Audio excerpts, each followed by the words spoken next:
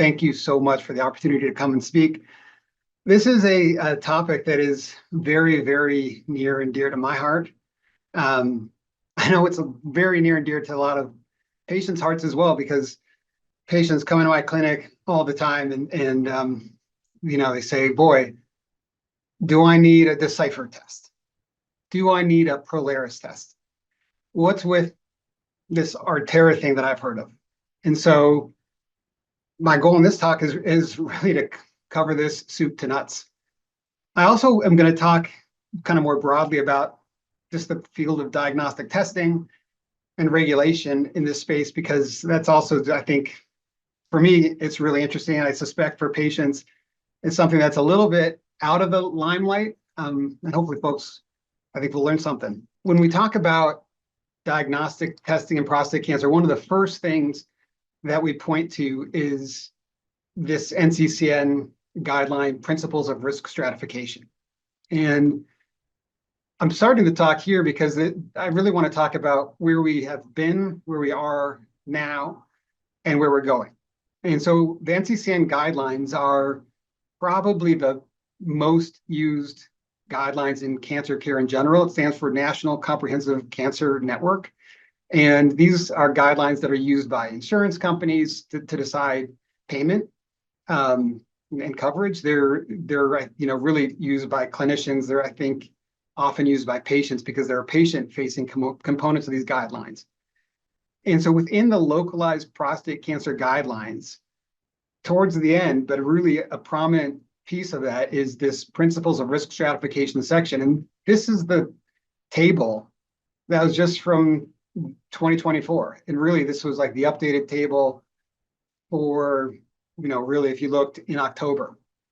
And it goes through the different gene expression tests, Decipher, Prolaris, Oncotype, what's now known as GPS, the Atera AI test. It mentions germline testing. And then in the post-prostatectomy space, it again touches on the genomic tests like Decipher. And so this was just October. And then come about December, I think it was, the updated 2025 guidelines were released. And you'll notice it's a lot emptier. There's a lot more white space. And really right now, what we have are two different types of tests. One is the Decipher test, and one is this Atera AI test. And again, the Decipher test is available in the guidelines in the post-prostatectomy setting, but this got really condensed. And so does that mean that Prolaris is gone, that the GPS test is gone, that germline testing is gone? And the answer is absolutely not. And in fact, these are very, very fluid guidelines. There are meetings, and Mark and I can talk about this in the discussion afterwards, but there were guideline meetings every year where we deliberate on the best evidence. And for now, it's felt that the best evidence is just behind these two tests. But I'm going to talk a little bit about kind of what is the state of the art in this space, and again, where I think that it's going. And so really, we'll talk a lot about the present in this lecture, but I want to spend some time talking about the future, because I think that's what everybody's really here to learn. And I suspect many of the people, or if not most, have a pretty good sense of the present. And really, what the question is, where are we going to be in 1 year, 2 years, 5 years from now? Now, when a patient comes into my clinic, there are often really, I think, three fundamental questions. And so, my clinic, I'm a urologic oncologist at the University of Michigan. I focus more in prostate cancer than anything else. And certainly my research has been 90% prostate cancer focused. I do also see patients with kidney cancer, bladder cancer. But I see patients kind of by myself in my urologic oncology clinic, but I also see patients in our multidisciplinary clinic, where patients with newly diagnosed localized prostate cancer come in and see both myself and a radiation oncologist together. And I think that's a really important piece of that initial evaluation for a patient with newly diagnosed localized prostate cancer, is to get a couple different perspectives from people with different expertise. But no matter what, really, I think patients, want to know, how bad is my cancer? How do you know, where does that information come from? And then also oftentimes there's this question of, well, I've read about Polaris, I've read about Decipher, I've heard about PSMA PET testing. Would that be helpful for me? And that's all often a nuanced answer. And we're really, I think, I'm going to try to cover the ground that we use and the data that we use to get answers to those questions. And of course, patients have very, very varying levels of knowledge about this. And again, many of you come in knowing soup to nuts, all of this information, and many patients have not heard of diagnostic testing after evaluation after we have a diagnosis of prostate cancer. And so just really big picture, what are diagnostic tests? These are generally tests that are performed on blood or tissue or urine. And examples can be what we call urine cytology, looking for bladder cancer cells in somebody with a history of bladder cancer or suspicion of bladder cancer. That's just a simple urine test that looks for cancer. It can be a PSA test. What PSA, blood test is perhaps the most famous of all diagnostic tests, certainly in the prostate cancer world. And then we can get really detailed tissue-based gene expression classifiers. These are so-called molecular diagnostics. These are tests like Decipher or Polaris or the GPS test. And then there's even ways of looking for DNA in circulation. So can we pull out circulating tumor DNA from a blood to get a liquid biopsy? There are many clinical settings for diagnostics. One is early detection for, a patient who we don't know if they have prostate cancer or not. We get PSA testing. Another is diagnosis. We're trying to understand, does the patient have cancer or not? Next is this risk stratification question. So the question of prognosis. So do I have more aggressive cancer or do I have less aggressive cancer? And another is around treatment decisions. So this is what we call predictive markers. I want to know, does treatment A, does it work better for people like me than treatment B? That's a predictive marker. And more than anything, the holy grail, I think, in our field is some type of marker that would tell us, is radiation going to be better for a given patient or is surgery going to be better for a given patient? This is what every patient wants to know. If they need treatment, which treatment should I have? Which is going to work better for me? If we had that marker, and we don't, but it really is a holy grail. If we had that marker, that would be a predictive marker. And that's different than the prognostic marker that says, okay, is my cancer on the higher end or the lower end in terms of risk of it coming back someday? Another space where testing is really important is for recurrence monitoring and survivorship. So for a patient who has already undergone treatment, of course, we use PSA. It is a great biomarker in that setting. And so that's a diagnostic for recurrence monitoring. And then familial risk. So we want to know, for a patient with prostate cancer, what are the odds that they're carrying a gene that could impact not just themselves, but their family members? And so diagnostic tests to assess familial risk are really important. This is real minutia, but for me, from my standpoint, it's really important. And I suspect many of you have not come across this terminology, which is the terminology around LDTs, or laboratory developed tests. And so LDTs are diagnostic tests specifically produced in laboratories for use in their own facilities. And I really think this is invisible and very much under the hood for most patients, but it's really, really central to what tests are available and who regulates any diagnostic test. And so it turns out that the vast majority of the tests that we offer in prostate cancer that we use are in this realm of so-called laboratory developed tests. It turns out that over 12,000 laboratories in the US run these tests. There are 3.3 billion tests run each year. This is not just in cancer, this is across all of medicine. So laboratory developed tests are again, tests run in a single laboratory, are incredibly common in the way that we provide healthcare. So at University of Michigan, here where I'm sitting, we offer 1,800 LDTs. We perform nearly 7 million of these tests annually. Really important, really common.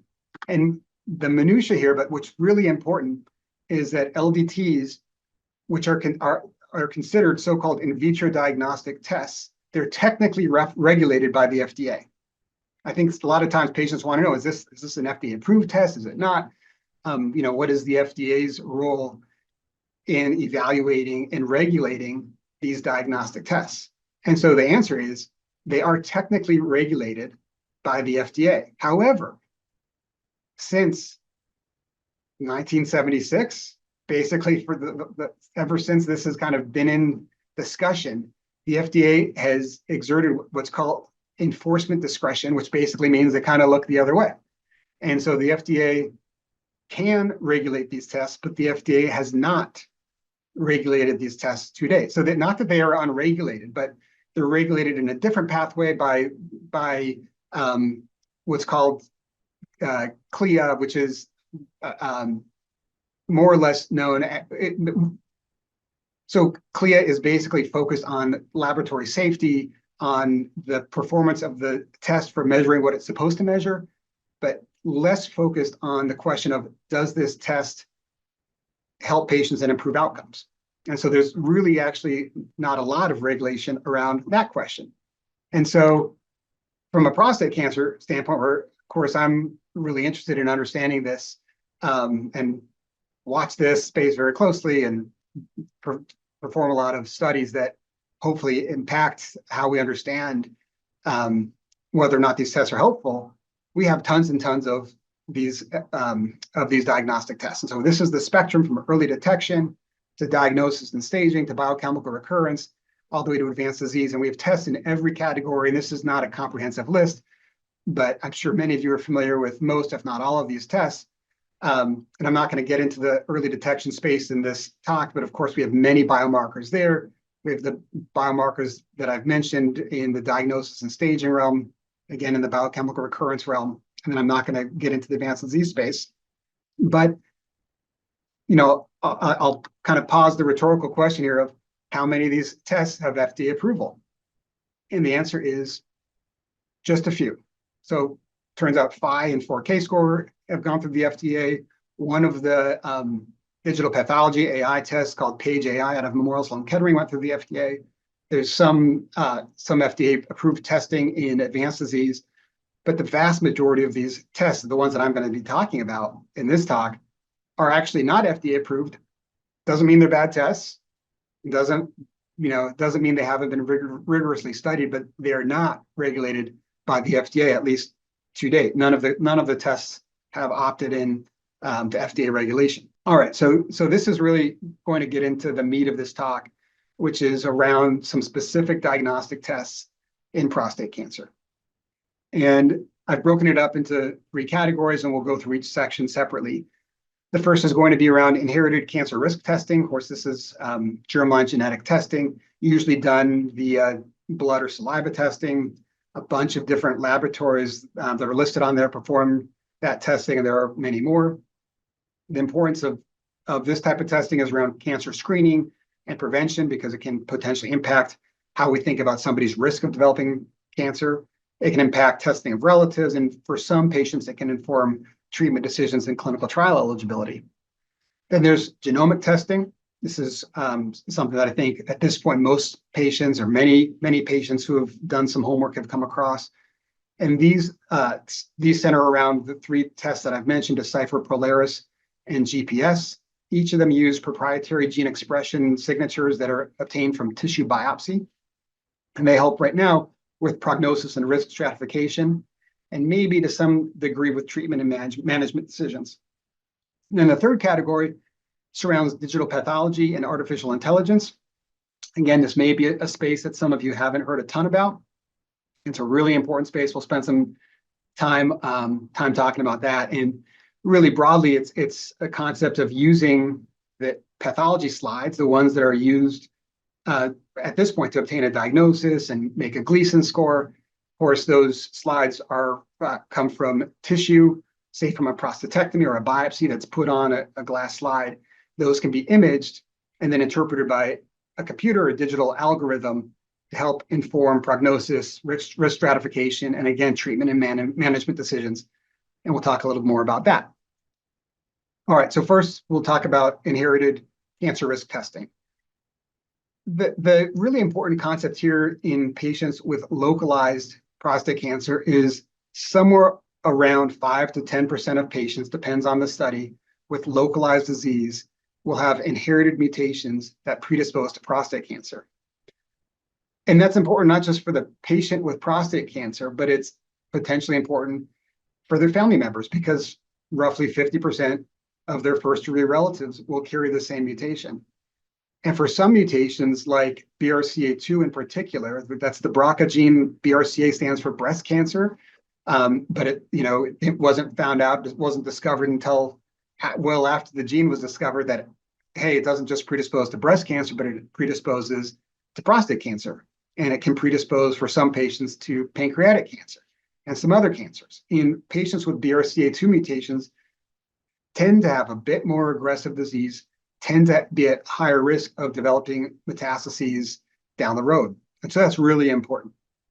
And so about 5 to 10% of patients with prostate cancer with localized disease will have one of these mutations. If we look at the population of patients, about 1% of patients will have BRCA2 mutations and about 0.5% will have BRCA1 mutations or ATM mutations. And if you were going to pick 3 mutations to really know about, it's BRCA1, BRCA2, and ATM. Why?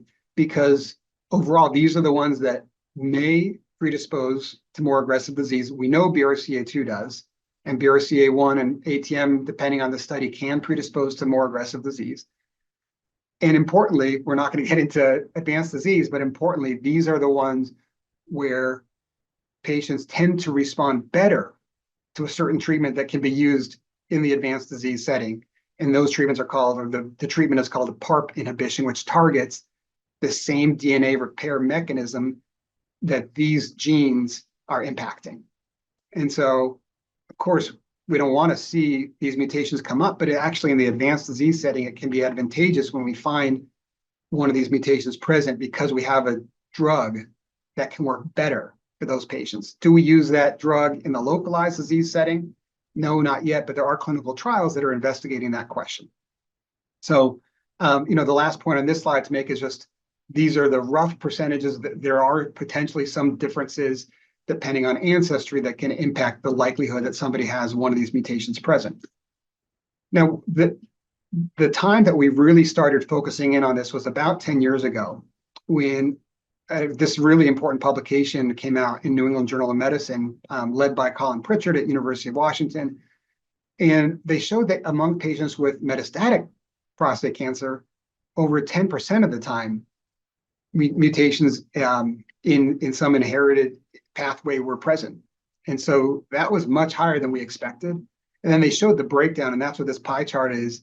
It's the breakdown of the specific mutations. And so of patients who had mutations present, nearly half were in BRCA2, the one that's the most important.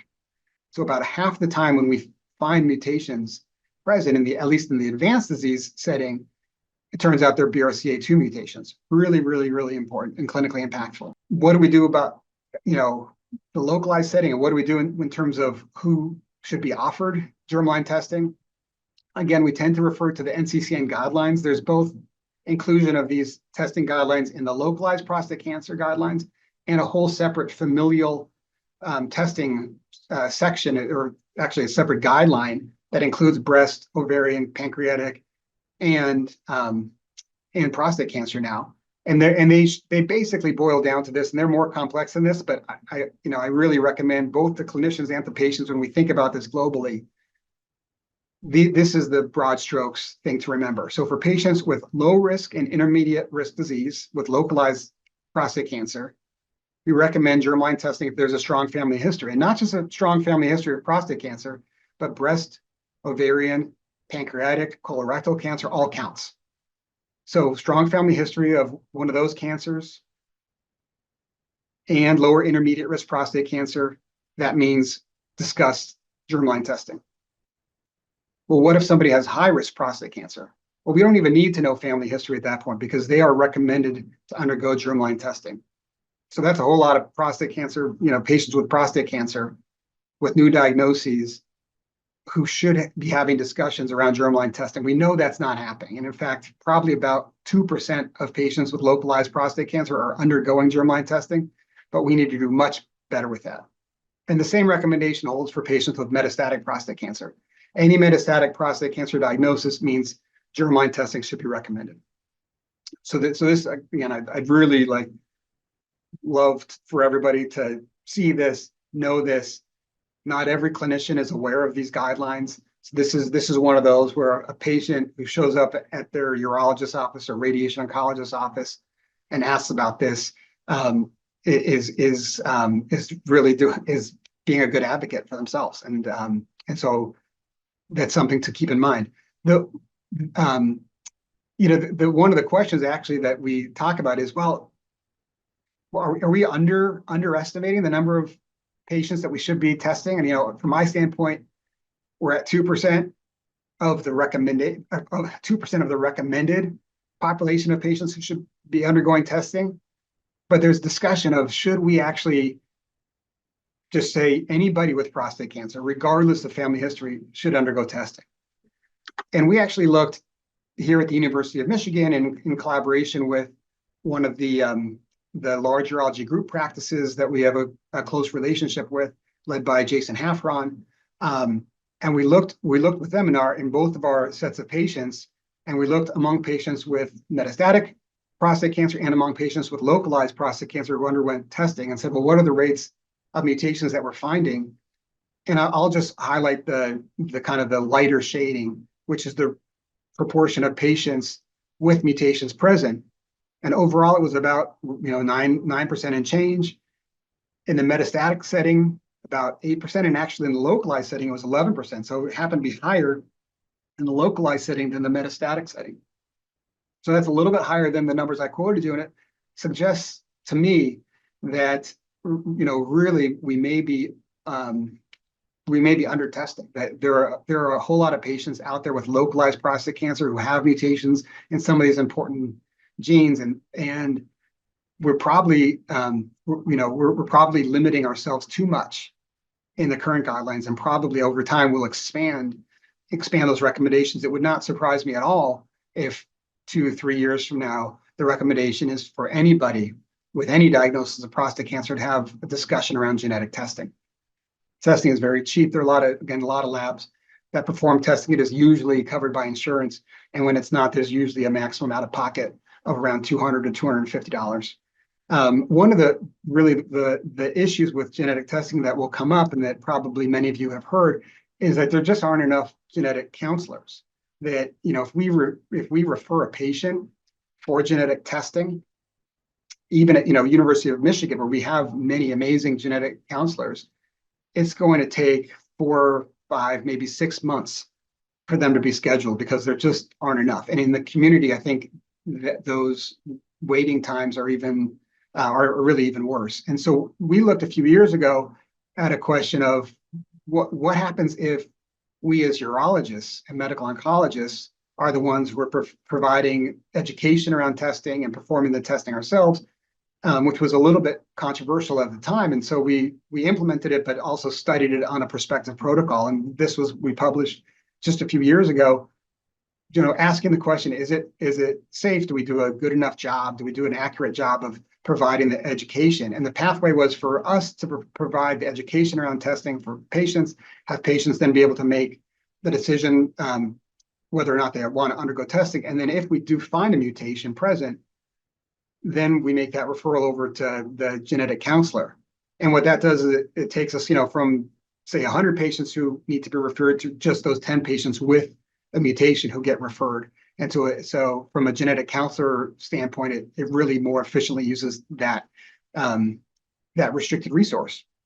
And so the data from that study were what we obtained from surveys, and the punchline is there at the bottom, which was basically, in summary, how would you rate your satisfaction with counseling? And dark green and light green were completely satisfied and somewhat satisfied. And basically, virtually every patient was satisfied with the counseling that was provided and felt comfortable with their education and understanding. And so this was really effective, and this has become the standard of care for us. So we as urologists and our radiation oncologists and medical oncologists that I work with all provide that pre-test counseling, provide the education, and that helps us offer testing to far more patients than making the referral and waiting 4, 5, 6 months for that discussion to take place. All right, so that's genetic testing.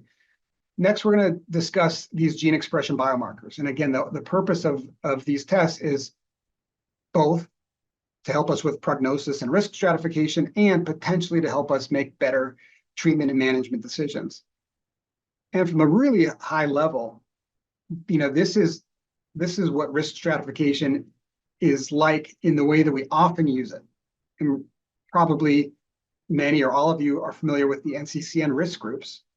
And these risk groups are basically kind of big heterogeneous buckets of risk, primarily based on Gleason score, but also, of course, PSA and stage factor in.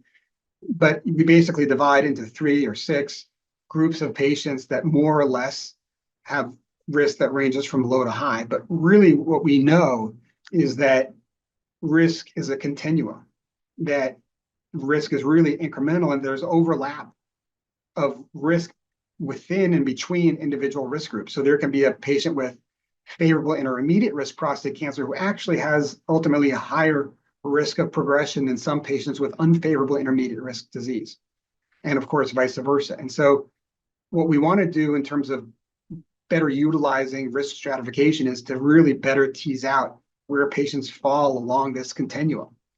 And so that's really the goal of these 3 gene expression classifier tests. So on top is Decipher, middle is the genomic prostate score, GPS, bottom is Prolaris. They are run by 3 different labs. Their technology is ever so slightly different, but really the important principle is they use the tissue from the biopsy, or they can use the tissue from the prostatectomy if it's being done after prostatectomy. But typically it's the tissue from the actual biopsy. And patients often ask, well, do I need another biopsy? And the answer is no. That, I think, probably surprisingly to many, the biopsy tissue, when the biopsy tissue is processed, it's put in wax, and that wax block is stored in the pathology lab, and little slices, very like microscopic slices, are initially used and put on a glass slide and stained. That's for the pathologist to interpret, and the rest of it is still kept in the pathology lab. And that tissue that is embedded in wax can then be sent off for additional testing. And the additional testing with each of these tests is measuring the RNA. And that RNA is genetic material that that's kind of powers the decision of the cell around what proteins to make, more or less.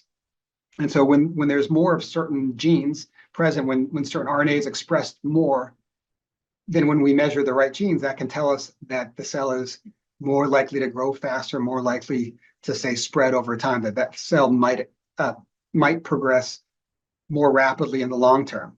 So interestingly, none of the genes overlap between the 3 tests. All 3 tests perform really, really similarly. I'm often asked, well, which of these is the best test? And as from my standpoint, as far as we can tell, these tests behave basically the same. They have different data sets, different levels of evidence that we can potentially talk more about, but by and large, these tests all seem to work for what they're intended to do. And what does the result of a test look like? Well, this just happens to be an example Decipher report, and more or less what the test is providing is a score along this continuum of risk. And so for the Decipher score, it goes from 0 to 1. And for this particular patient, it came back at 0.8. Now that number itself is totally meaningless. It's just more or less a relative score along that continuum of where that gene expression fell. And of course, higher tells us that those cells that those genes are coming from are more likely to grow faster, more likely to spread in the long term. But the context is really important here, because at the end of the day, this is still localized prostate cancer. Localized prostate cancer still tends to be relatively slow growing. And so for this patient with a high genomic risk score, the risk of metastasis after prostatectomy at 10 years is still only 6.5%. And so looking at those percentages and thinking about those percentages is really important, because of course, when anybody sees that 0.8 high risk, it feels alarming. But the context, again, that this is still localized prostate cancer, that it tends to be slower growing, and understanding that the risk of metastasis, or say risk of prostate cancer mortality, 8.8% at 15 years, These numbers are really important. So I often focus on these numbers. Now, this graph, for the people who are, I guess math and data folks, I think this can really be, at least interesting to look at, because what this is saying is among patients with different Decipher scores, that, the 10-year risk of metastasis, which is here on the y-axis, obviously goes up as the score is higher. And this gives you kind of some sense of, on a relative basis, where this patient's risk falls, compared to other patients. So of course, it does kind of exponentially increase as we get further up in the Decipher scoring system, but still the overall absolute numbers are not that high. So that's really important. Next, I want to kind of show what type of data leads to inclusion in clinical guidelines. And so this is a study that looked at Decipher using a randomized clinical trial from the RTOG. And that it turns out that right now is what the NCCN has placed the most weight on. This is kind of the answer to that initial question of what happened with the change in the NCCN guidelines. It was the decision by the NCCN panel that the group felt that only diagnostic tests that had been subjected to some type of randomized clinical trial should be included. And what this figure is showing is that patients with higher risk scores have a higher risk of prostate cancer specific mortality than patients with lower scores. The catch here, though, is that it's not like this test was part of this particular clinical trial. This was a clinical trial that was started 25 years ago, way before the test existed.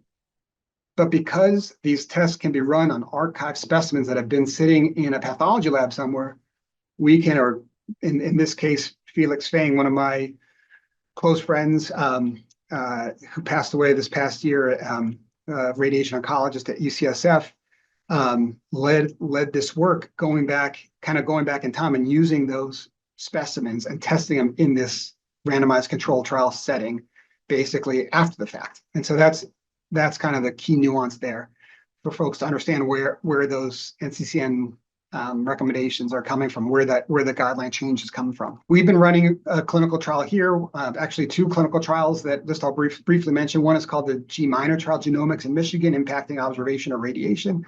This is actually a prospective trial that we started really 10 years ago now, asking the question of what happens after prostatectomy if patients are randomized to obtain the Decipher test or not obtain the Decipher test. How does that impact treatment decisions around adjuvant therapy? Meaning, are we more likely to use adjuvant treatments if patients have high Decipher scores and less likely to use adjuvant treatments if patients have low Decipher scores relative to an actual control arm where nobody sees the Decipher score? And so this is a really important prospective question that we asked. I think, I'm biased. I think it's an important question.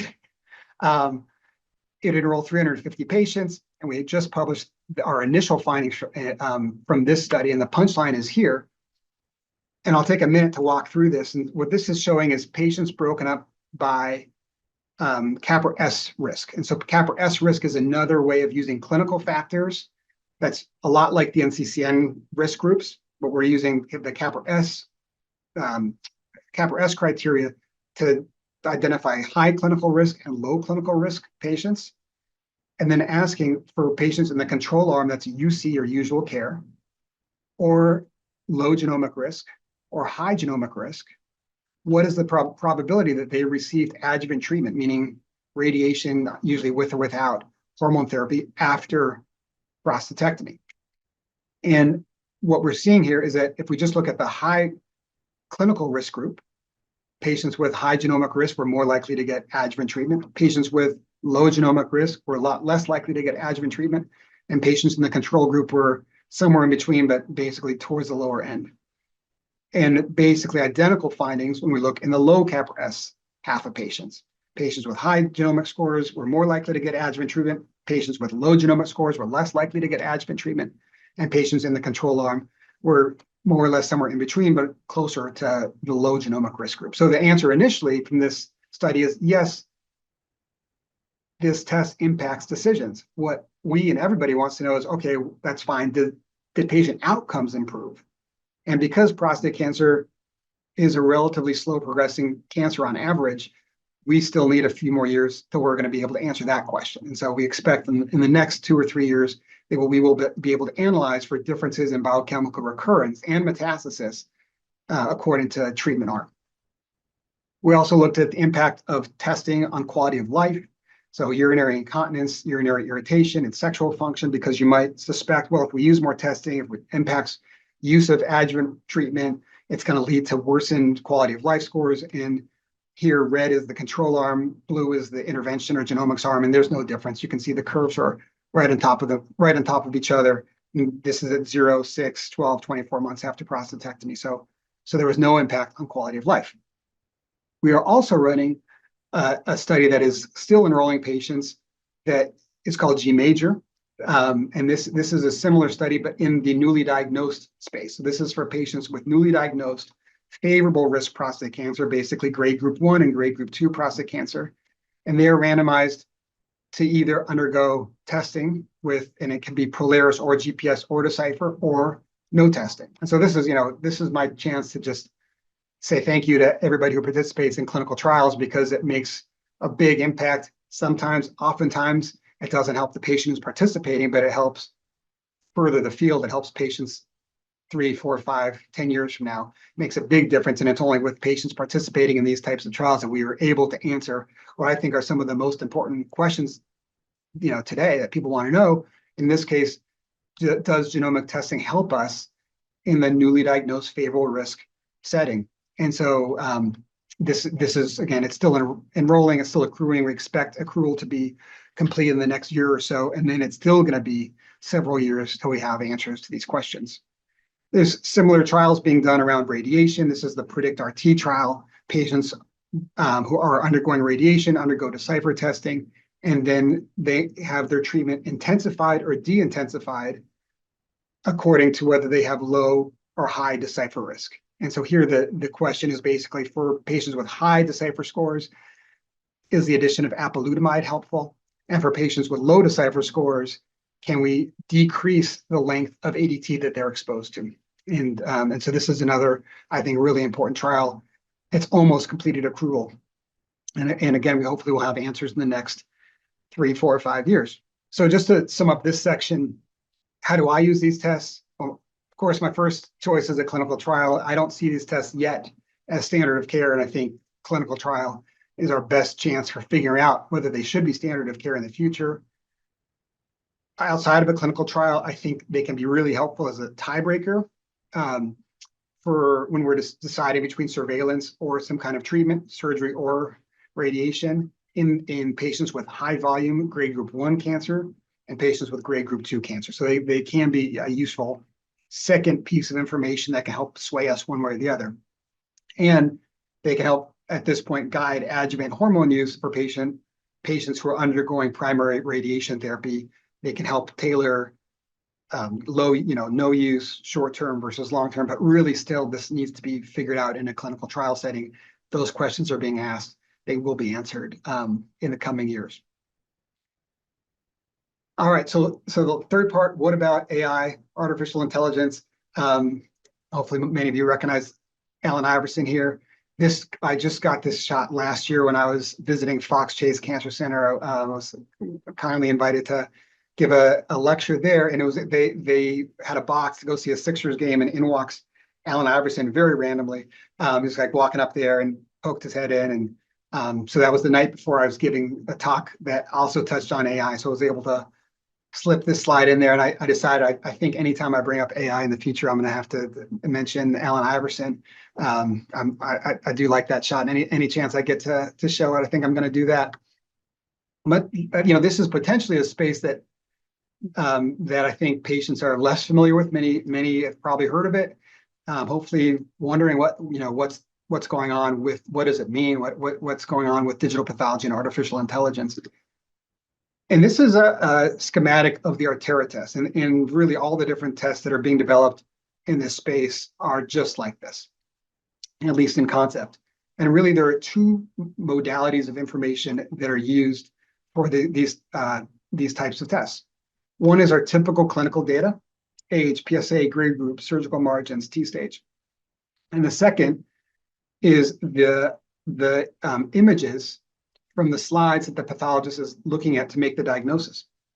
And so this is kind of what tissue looks like, a biopsy. This is what a biopsy looks like under the microscope.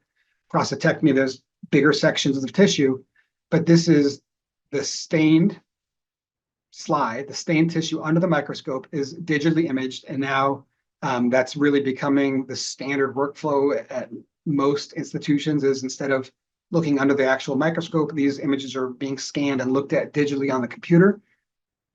And like anything else, when you have enough data, when you have enough information, you can feed all this information together into what for me is very much a black box type of informatics. But there are many people, some who are listening today who know a whole heck of a lot about this type of analysis, feed all that information together, and the output is a score. And the score is just like this kind of score we get with Decipher or Polaris, but it's based on different types of information. And in this case, it's just based on the images. And you train enough images against the outcome, the outcome, say, of metastasis and the outcome of death from prostate cancer.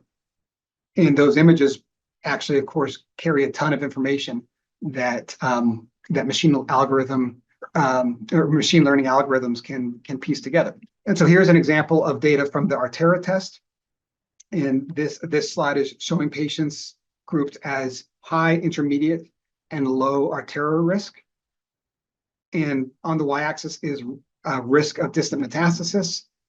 And not surprisingly, when you take to MMAI over here is multimodal artificial intelligence. And so that's what this is, an MMAI risk grouping.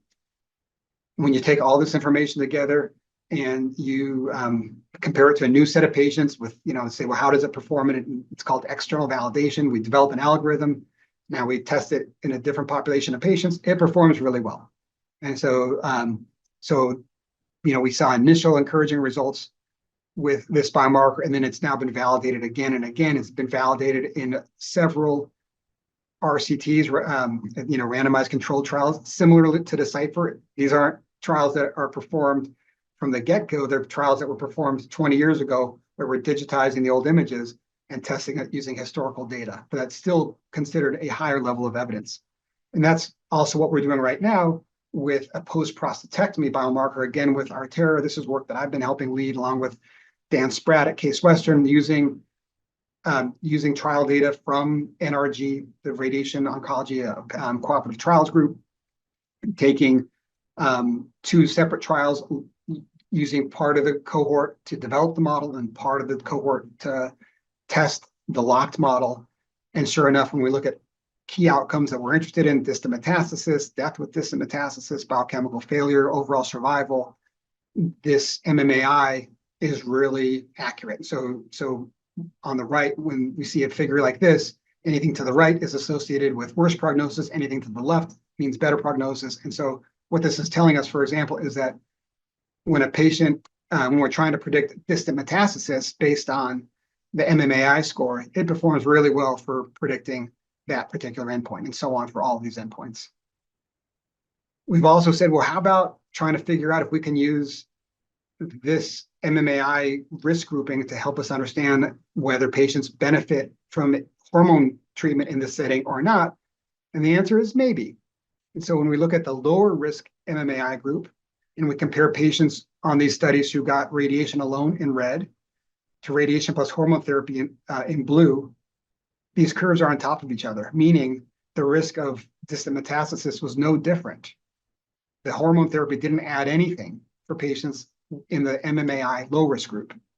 Conversely, in patients with high MMAI scores, we see a spread of these curves. So patients with high MMAI scores who received hormone therapy had a lower risk of distant metastasis over time than patients who got radiation alone. So this is the type of information that can help us understand if we have found an actual predictive biomarker. Now, what I'll tell you is that it did not meet the actual statistical test of significance. And so we look for a p-value or statistical kind of significance value of 0.05 or less. So this is kind of provocative, hypothesis generating. Probably the cohort sizes are too small to tease out a statistically significant finding, but it's at least tantalizing at this point and encouraging. The take-home message from the AI part of this talk is, look, I think these tests have some potential advantages over genomics. What are those? Well, we don't exhaust tissue at all. It's it's just digital images, so we can perform testing again and again and again, and we haven't used any additional tissue. It's also potentially rapid. Once the workflows are figured out, you could just send the images in the cloud. It could theoretically be analyzed basically instantaneously, and the information is sent back. It is very early days for these tests, so I think we have to cautiously evaluate. But this is, this type of testing has only been around for a few years, and then we have a lot more to learn. I do think we will see an explosion of the number of companies who are offering these tests in the coming years, and I would expect really that many of the genomic testing companies to start offering AI digital pathology tests, and probably vice versa. So there's going to be a merging, I think, of these fields, and it's not going to take very long. And at the end of the day, all of these tests are only as good as the data that's used to develop them. And so when we size up these tests in the absence of comparative studies that are pitting, test A against test B, and boy, would we love to see those. But it's really hard to get those studies done. But in the absence of those head-to-head trials, we have to think, okay, how good are the studies that these tests are using to develop and validate, what their offering is. And so that's at this point the differentiating factor. And again, that's at this point what is driving NCCN guidelines. Okay, so the last little part of this talk that I want to spend at least maybe just 5 minutes on is back to regulation of these tests. And again, I like talking about this because I think it's really, really interesting, and maybe this is too far into the weeds for some folks, but let's see what you think. How do bills become a law, right? I think we know how a bill becomes a law, but we've really watched this play out with LDTs and the regulation just in the last 2, 3, 4 years. Turns out that not that long ago, 2, 3 years ago, there was legislation that was proposed to regulate all of these tests way more rigorously. It was going to take these tests and bring them under the FDA's purview, not just, say, look the other way, but actually explicitly have the FDA regulate these tests. And there were going to be many carve-outs for low volume testing and low risk tests, and some grandfathering of existing tests. The last time it was proposed was really, I think, just in 2023. But as legislation often does, it just kind of withered away and didn't go anywhere. And then towards the end of 2023, the FDA proposed a rule. And so this was, akin to just an administrative order saying we're going to regulate these tests. And the FDA put out all this material saying, here's why we need the rule. These tests right now aren't regulated enough. They obviously have a huge impact on how we care for patients. Some bad, unsafe practices can occur. There really aren't examples in prostate cancer that I'm aware of testing gone awry, but certainly some from other cancers. And so the FDA said, we're just going to start regulating this. And we actually, with our team, Udit Singhal, who's one of my colleagues here, and myself, and Aaron Kesselheim and Caroline Haro at Harvard Law School, we got together and we wrote in the New England Journal a couple years ago, actually advocating for more oversight of these tests. Why do we think it's important? It's because at the end of the day, the way that our system is set up right now, the barrier to entry is really quite low. And therefore, we have a really difficult time, and I think patients have a really difficult time teasing out which is the better test and which is the worst test. There's no head-to-head, no head-to-head requirement. And so we can just keep getting new tests and really not understand which is the safest test, which is the best performing test. And so we really sided with the pro-regulatory perspective on this. And I'll tell you, there are many proponents and there are many opponents like anything. And patient groups do tend to side with more regulation. Many commercial testing labs actually were in favor of more regulation to kind of set the ground rules. ASCO, insurers all seemed generally in favor of more regulation, and then opponents tended to be health systems and hospitals and laboratory groups. American Medical Association and academic medical centers were actually opposed. Why? Because centers like ours do a lot of testing, like I showed you earlier, and more regulation would be, really burdensome and probably make it difficult to offer as many tests as we do. So there's a potential downside. And so the final FDA rule was issued last April, and it actually called for a 4-year phase out of that enforcement discretion policy, and said that at the end of the day, these LDTs will be subject to the same regulatory requirements as other medical devices. And there's grandfathering of existing LDTs, so it's not like all of the current tests would have to go through the FDA process, but it did put forth that there would be, really a new way of looking at these tests. Not surprisingly, there have been tons of legal challenges. I won't go through all of these, but there are several key legal challenges. And then, of course, hey, guess what? There's a new executive administration with different views on regulation. So right now, it's really unclear whether these new rules will actually come to fruition. But I think it's a really important background to everything that's going on scientifically and medically, that actually behind the scenes, there's a lot going on at a government level around these types of tests. All right, so where does that leave us? Again, we have right now just a couple tests that are in the guidelines. Doesn't mean that these other tests aren't available. They are, but just a couple that are in the guidelines. These guidelines are very fluid. We're meeting again in May. I wouldn't be surprised if there's more changes. And so, if you really are trying to keep up with what's going on, it's something that does change, on a pretty consistent basis. And you're not going crazy if you're like, I thought the guidelines said something else just a month ago, because they are changing. In the future, where do I think we'll be? I think we'll have widespread access to genomic and pathologic data. As a result, I really think there's going to be commoditization of core technologies. I think all of these different companies that are offering genomics, sequencing, digital path, and AI, I think there's going to be a merging of all of these different types of technologies. And I think it's going to be a question of who's got access to better data sets to generate higher quality tests. And so again, model performance will be driven by data set quality. And at the end of the day, it's not just going to be our lab, University of Michigan, doing all the testing. There's going to be really a decentralized diagnostic ecosystem that's going to be testing, I think, just about all over the country for all these different types of modalities of testing. And then, importantly, I think from a patient perspective, we could look at this and say, what are like the ethical questions around who owns whose data? Because who's got the data that's used to develop these tests? Well, it's patient data. So who owns that data?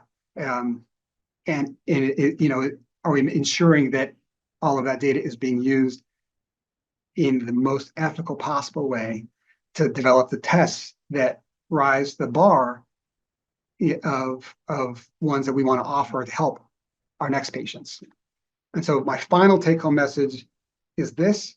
It comes from the molecular biomarker and localized prostate cancer guideline, just from about 4 or 5 years ago.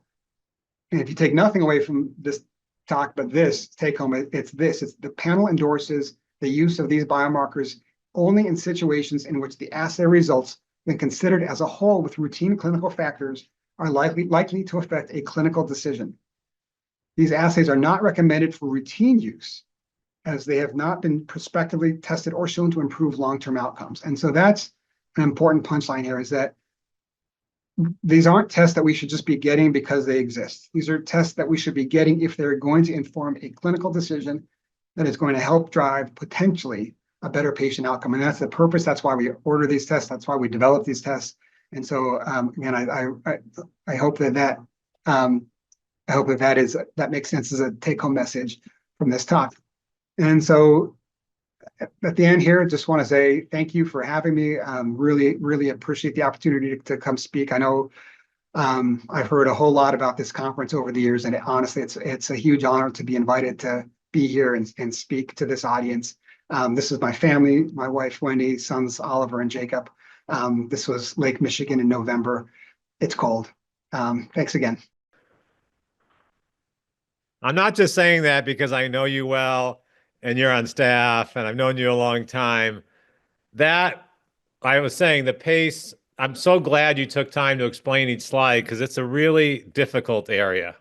In fact, it's so difficult. I realize that I'm going to ask you questions in a manner today that are a lot different than normal. To say Dr. Morgan right now is world renowned is an understatement. He's a big deal. And here's the problem. I've been moderating this conference for 17, 18 years, and people have complained to me a few times because we have a top-notch group. They say, why don't you ever have Michigan people on there? Because I'm always dancing between, of course, I want to have Michigan people on there, but I don't want to be biased. So we've only ended up with a few in 18 years. We had Maha Hussein when she was here a while back. We had Casey Dow for BPH last year. So I realized that I'm actually not inviting some of our top global experts because I'm being too sensitive to this concern. So we got a million requests, can you invite Dr. Morgan? Can you invite so-and-so? So I finally said, this is it. I'm going to break through and I'm going to invite Dr. Morgan. I'm glad that I did. So I apologize it took me this long to get you here, first of all. Thank you. Thank you for having me. It's good to know it's not just nepotism. No, it's quite the opposite. What's the opposite? What's it called? De-nepotism? We have all these great experts, but I promised to put a few more there. And so I also know that of the 200 and some publications, and I went through all of the abstracts that he's published since the beginning of time. Yes, I have no life.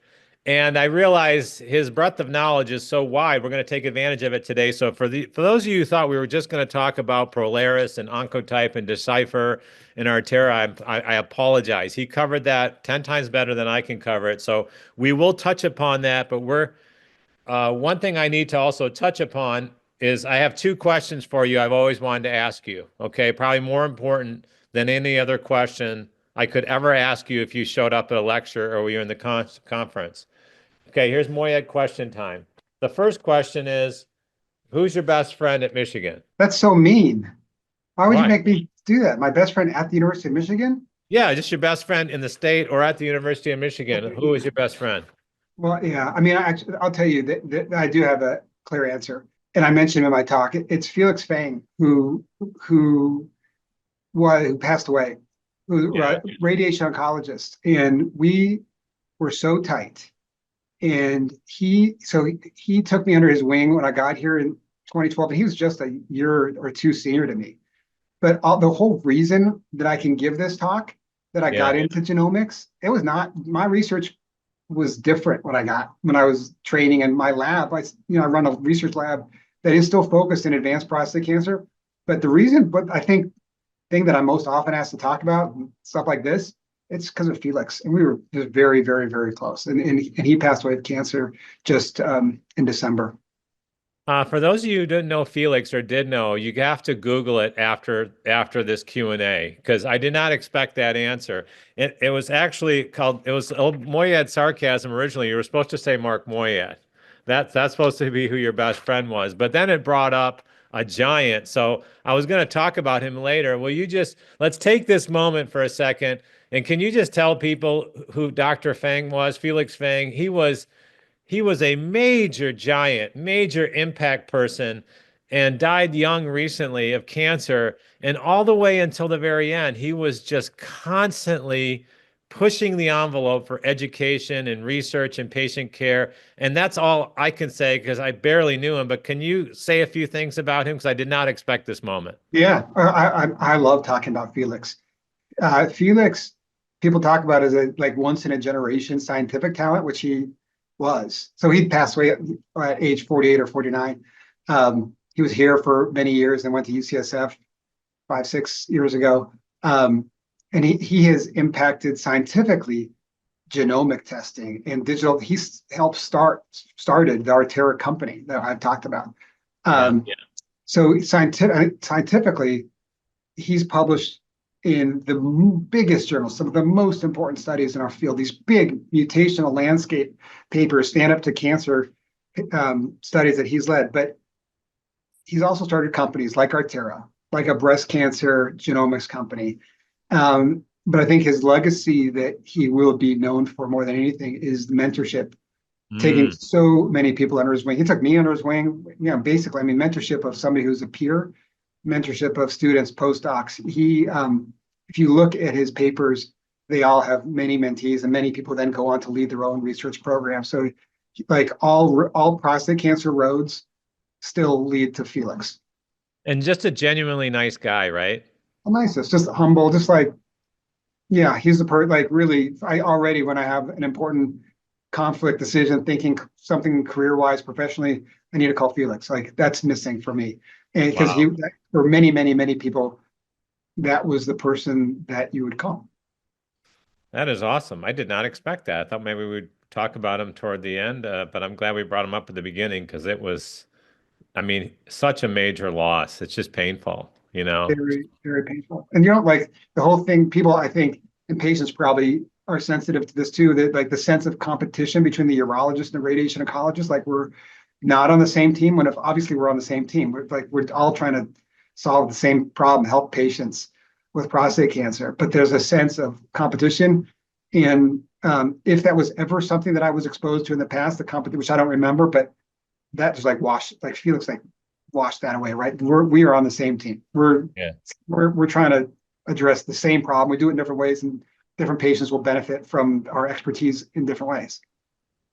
That's awesome. I love it. I absolutely love it. I Let's do it. call them, I actually have a sign for it I was going to show later, but I'm going to show you kind of how exciting my signs are because they take a while to make. It says, Moyad says it's time to play the Dr. Morgan's miscellaneous moments. See, I call them the MMMs. So they're That's all over the awesome. place. Hold on. So, Can I so tell you though? Can I tell you one quick story? This sure. was so and I apologize that I didn't mention you. I mentioned Felix instead. A tough competition. It was a better answer. It was just one I didn't expect. Here's something you don't know. So you've never heard this story. When I was a resident at University of Washington, and I was mid-resident, I was still finding my way. I attended a talk that you gave. Maybe it was Western section. And I didn't really know, whatever. I was a third, fourth year resident. I kind of come across your name. I was like, I'll go to this talk. And your talk was on like biochemical recurrence. And it was like such a good talk, like the way that you constructed the talk and explained it, that it shaped the way that I started to give talks. And then when I had to give a resident, residents have to give like a lecture. And so at the end of that year, I had to give a lecture to the department. I gave it on that same topic. And I just, I like tried to reimagine how you gave that presentation and gave, my like really poor resident version. But Yeah. but I remember that it really did, because it was not just the content, but just the way that you gave the talk. That was very impactful. Was it because I was so affable and entertaining? Yeah. I was like, well, I don't know if I can be as affable, as entertaining, as handsome, but I've never heard you say that. That's really smart for the guy who's about to ask you questions to butter him up. But I didn't know that. true Why didn't you story. ever tell me that story? I would have liked you even more Saving than it. I like you now. I was saving it for the right moment. No, it's true. Yeah, it's very true. Yeah, I That that remember it. that It was warms a my great heart talk. because as I put on the website as a full-time educator now, there's such a large role to play in better and better education. That just makes my day. So thank you. I'm going to toast my beer to you tonight because it's very kind of you to say that. It's funny how I have people come up 25, 30 years later and said, in the middle of nowhere, I attended that talk. Thanks. And I'm going, wow, people actually did listen. Thanks for that, Dr. Morgan. That makes me happy. You ready to jump all over the All right, place? hit me. Let's do it. Okay. I want to talk breaking news. So let me give people some update. I was supposed to give a talk at the European Association of Urology, and Dr. Morgan knows about this. I was supposed to go to Spain, and instead I had to film for this, which I'm happy to film for this. But there was a big breaking news that came out about PSA screening in the past few days, and I just wanted your comment on it because, again, I want your comment on these things, whether or not you have much of an opinion. I would hope you do. So this is the big thing that hit the headlines this week. And essentially, it was worse outcome for men who don't undergo prostate cancer screening. And to tell the audience, this is from a big study called the European Randomized Study of Screening for Prostate Cancer. And essentially, they found that men that were invited to screening that didn't go to any screenings, they had a much higher rate of dying from prostate cancer. So now what this is going to do over the next year and some other studies is going to reignite the debate of screening. So I don't know if you heard about this story this week, if you knew about it, or what the landscape is right now for screening and how you feel about it. Yeah, I caught the headline. I have not had a chance to read the updated study, but this study's been published multiple times. This is a settled story. The news 15 years ago, the news headline that there was a question of whether PSA screening was helpful, it was bad news, was ill-informed news. It was not using the best data that we have. That the ERSPC study is, I mean, there's no question PSA screening saves lives. There are lots and lots of harms from PSA screening. Let's be clear about that. There has historically, and still is, but historically been tons of overtreatment leading to men harmed by PSA testing, because the PSA testing naturally needs to biopsy for many men, which for many men leads to unnecessary treatment if they have low risk cancer. But on the whole, PSA testing saves lives, full stop. So you're a big advocate of it. Where do you fall on it? Do you fall under yearly screenings? Do you fall under, hey, if the PSA is really low one time at a certain age, don't come back for 10 years? I mean, again, this is for the audience, this is all off the cuff. He has no idea any of these questions are coming. So I kind of feel bad, but I don't, because I want to pick his brain, because I got to be able to talk about this. Go ahead. How do you feel about that? So it should be risk adjusted. What does risk adjusted mean? It means that we factor in family history, genetics, race, age. We can start screening at different ages based on where people fall risk-wise. And this is all in NCCN guidelines, AUA guidelines. But I'll tell you what I did. I don't have familial risk. I got a PSA at age 40, and I recommend initial PSA between the age of 40 and 45. If it's really low, what's really low, say below 0.7, you don't need it for about 5 years. Test again. Is it really low or not? Really low again, roughly below 0.7. Some guidelines say less than 0.1. Great. If it's that low, you can wait another 5 years. When you enter kind of that age 50 to 70, 50 to 75 window, if you're in the lower risk portion based on where your PSA is, getting less than 1's really low. Probably every other year, potentially could be every 4 years, depending on your shared decision making with your provider. So I don't think that there's a single one size fits all there, but some cadence still for the low risk patients, and for patients who are high risk, elevated PSA, or these other risk factors, it should be annual. Unless you want to say anything else just about screening, we're going to just talk once you're diagnosed and then onward. Is that okay? Great. But I want to bring up a question that we have not done a good job addressing. I'm talking about advocacy, but it's become a topic. And I just want to know, how you just look at this situation and how you handle it when this situation occurs. And I've asked all the speakers this, because let me just go through. So Dr. Kwan talked about, okay, PSMA, PET CT, an incredible opportunity, and all these people should get it. And then Dr. Steinberg talked about, essentially, we just finished up talking about SBRT, oligometastatic prostate cancer, and how great radiation can be. But what I always threw at them, and I throw at you, is that I understand you want to do a lot of things. Maybe you want to do a Decipher. Maybe you want to do an Oncotype. Maybe you want to do a Prolaris. What happens if insurance says no? What if insurance, you have got, as many patients as you see, you've got to probably ask for stuff where insurance says no. And the question is, where do you go then? Do you ever appeal? Do you encourage an appeal? Because I've heard answers all over the place, because, insurance coverage is an issue, and some people aren't going to be covered for some of the things that they need. So where do you sit with that? Do you sit with, if someone says no, you appeal it, you encourage the patient to appeal it, you move on? I mean, do you have any general thoughts? Yeah, we appeal. You appeal? The answer is both. We appeal, we encourage the patient to appeal. The reality is, if the testing is within the guidelines, if we can point to NCCN guidelines, if we can point to AUA guidelines, we're probably pretty likely to win. It's going to be a pain. But we write letters. Thank you, ChatGPT, for help with writing letters. It's really good at that. But we write letters. We'll get on the phone. It's very painful. It's a waste of everybody's time. But we do it as long as we can point to the guidelines.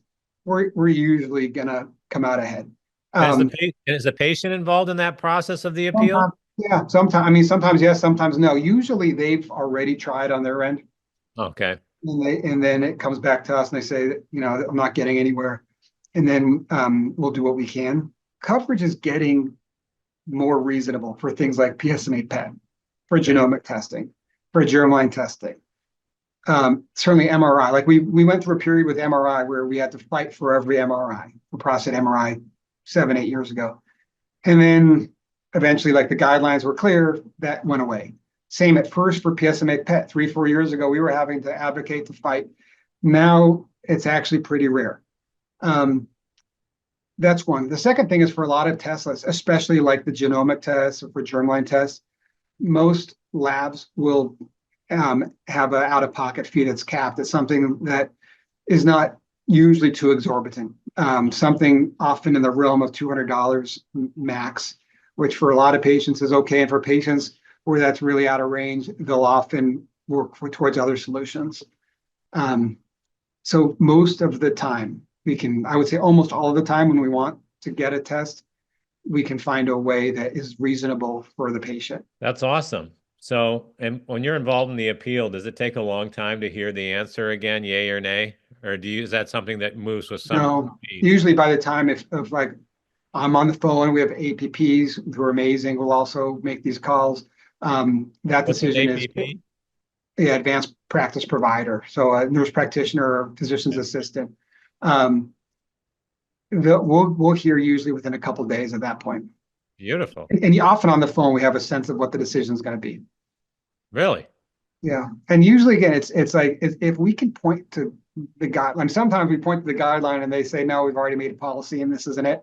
But most often, if we can point to the guideline, we got a good shot at winning. I will also say, I meet with insurers separately, like, for Blue Cross Blue Shield of Michigan, which is the most, really the dominant commercial payer in the state, when they're making decisions about what they should cover in the early detection setting for prostate cancer or a genomic setting, they'll call folks like me and others, and they'll have pretty reasonable meetings. And sometimes they make decisions that I don't agree totally with, but they are thinking about the data and they're pretty knowledgeable. So not to say that it's all sunshine and roses on the insurance side, because it's not by any stretch, but there are a lot of people at these companies who are making policy based on doing some homework. Yeah, I mean, there's no doubt insurance has become sort of the piñata of the medical field. Some of it deserves, some of it maybe, probably not also, but I think the idea is tangibility. So it sounds like, let's say you're a patient, you've heard this, you've seen Dr. Morgan. It sounds like a letter. If you're going to go on your own initially, it sounds like please refer to guidelines to try to make your case. Does that make sense? Absolutely. Perfect message. I love that. That's interesting. No one has told me that so far. All right. Do you want to first give some background into the fact that you're a surgeon, but you're probably just as well known for not doing surgery and playing in this field called active surveillance? This is why it's so frustrating to have you. And when we have you back, you got to be at the live meeting to answer personal questions. We have this kind of Q&A that people ask directly of the speaker, but will you please give that background of your active surveillance background? It's pretty massive. And then we're going to go into active surveillance and it's going to answer all the other questions. Yeah, sure. I mean, I'll tell you the whole reason I went into urology as a field was because I love taking care of patients in every which way.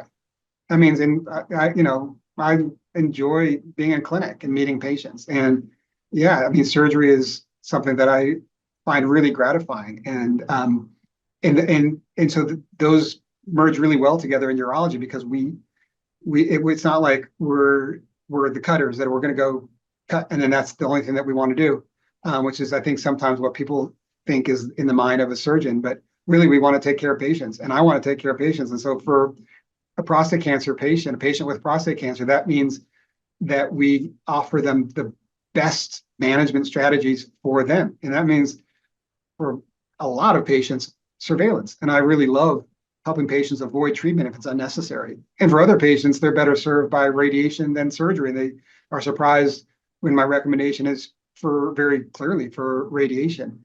They say, well, I thought you're a surgeon, you're just going to tell me to have surgery. And that's, um, that is not the case. And that's not how I see our field and the best way of caring for our patients.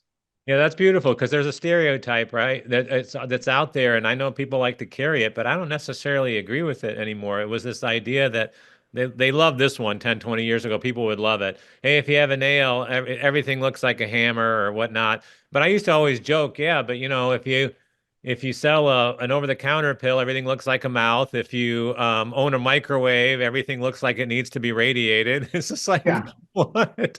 I mean, Yeah. so why are they picking on the surgeons? But there's plenty of objective surgeons, so I think that was put well. Yeah. All right. And that's our job as we train residents and fellows is maintain that mentality. We're here to take care of patients, whatever that might mean for that patient. So Beautiful. yeah, I'm really passionate about surveillance. It's really, really important. How many people on surveillance are you following now, and how long have you been doing it? You've been doing it a while, right?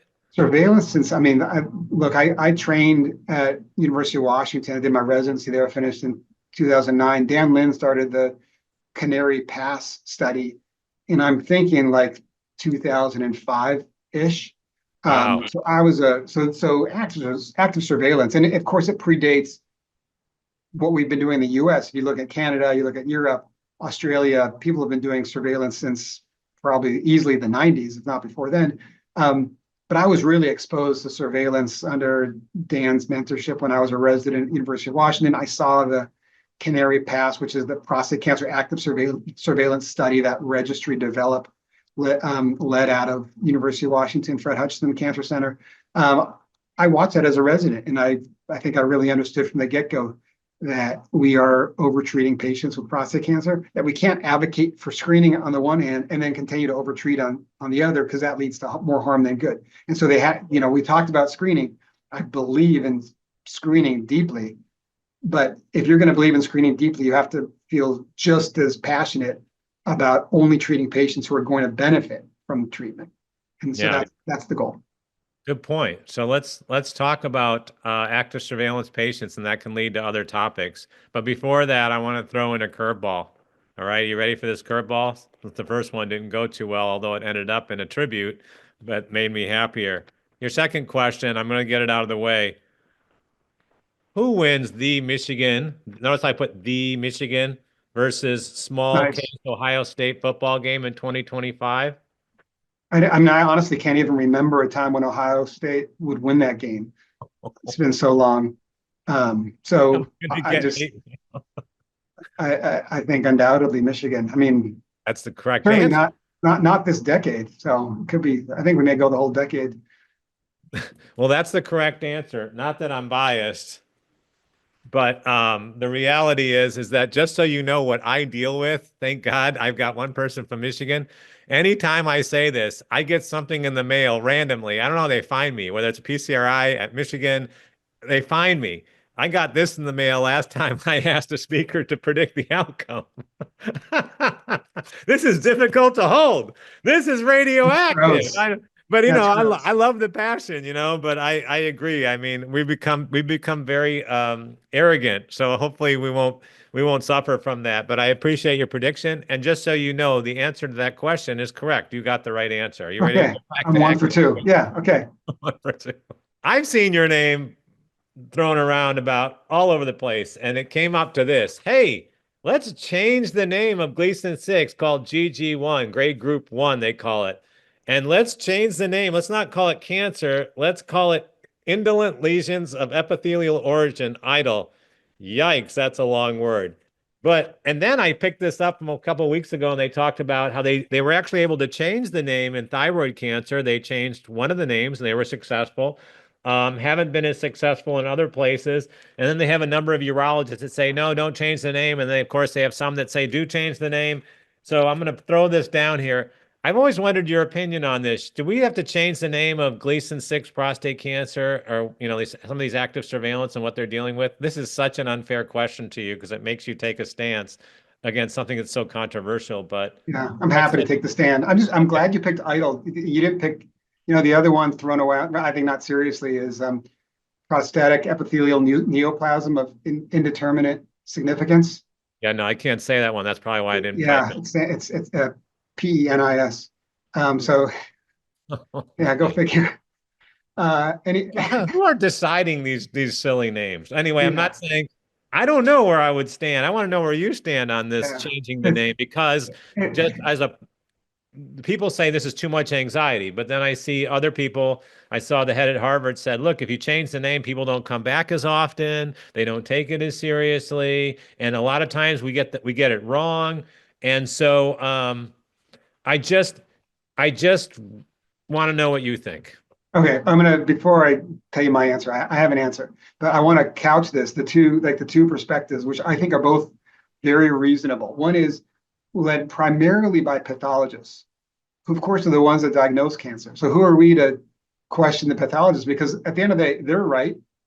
Under the microscope, prostate cancer meets the pathologic definition of cancer. Under the microscope, it's got loss of the basal layer, which is like, this is minutia, but important pathologically, important for if you're looking at cells under a microscope and making a diagnosis. There, I think there's no doubt that it meets the pathologic criteria of cancer. And genetically, there are some changes that you could point to that says that's probably like meets the technical definition of cancer. So that's one side. The other Okay. side is the pragmatic side, saying, look, we know we don't want to find these things, these cells. We know we don't want to. We're trying to, when we do an MRI before a biopsy to decide on a biopsy, part of the purpose is to diagnose less grade group 1 prostate cancer. We do surveillance for grade group 1 cancer. So why are we calling it cancer when it just gives patients this label of the big C that people really do react to, understandably? Creates a lot of anxiety and leads to overtreatment. So that's the pragmatic side. And the question is, do the ends justify the means? Does the lowering the treatment rate in this setting and lowering the temperature justify kind of going against pathology criteria and convention? And for me, the answer is yes, absolutely. I'm a pragmatist at heart, and I say let's give it a different name. It doesn't have to be idle. There are lots of dysplasia, something. Let's give it a different name where people understand, yes, it's precancerous. Yes, there's a risk in the future of developing cancer. You do need surveillance still at some level, but we're going to take away the label. I say, let's do it. Really? You think it's going to happen? No, I think it's going to take a big lift. Yeah, it's going to be a big lift, but you think so you're in favor of it. That's interesting. I'm in favor. Certainly not going to happen in the near term, but there's a big push by people who are close friends and colleagues who have a lot of respect for. Scott Egner has been pushing this, Matt Cooperberg. Yeah. There's patient advocacy contingent. Howard Walensky has done a lot in this space. Yeah, so I'm on board. Good for you.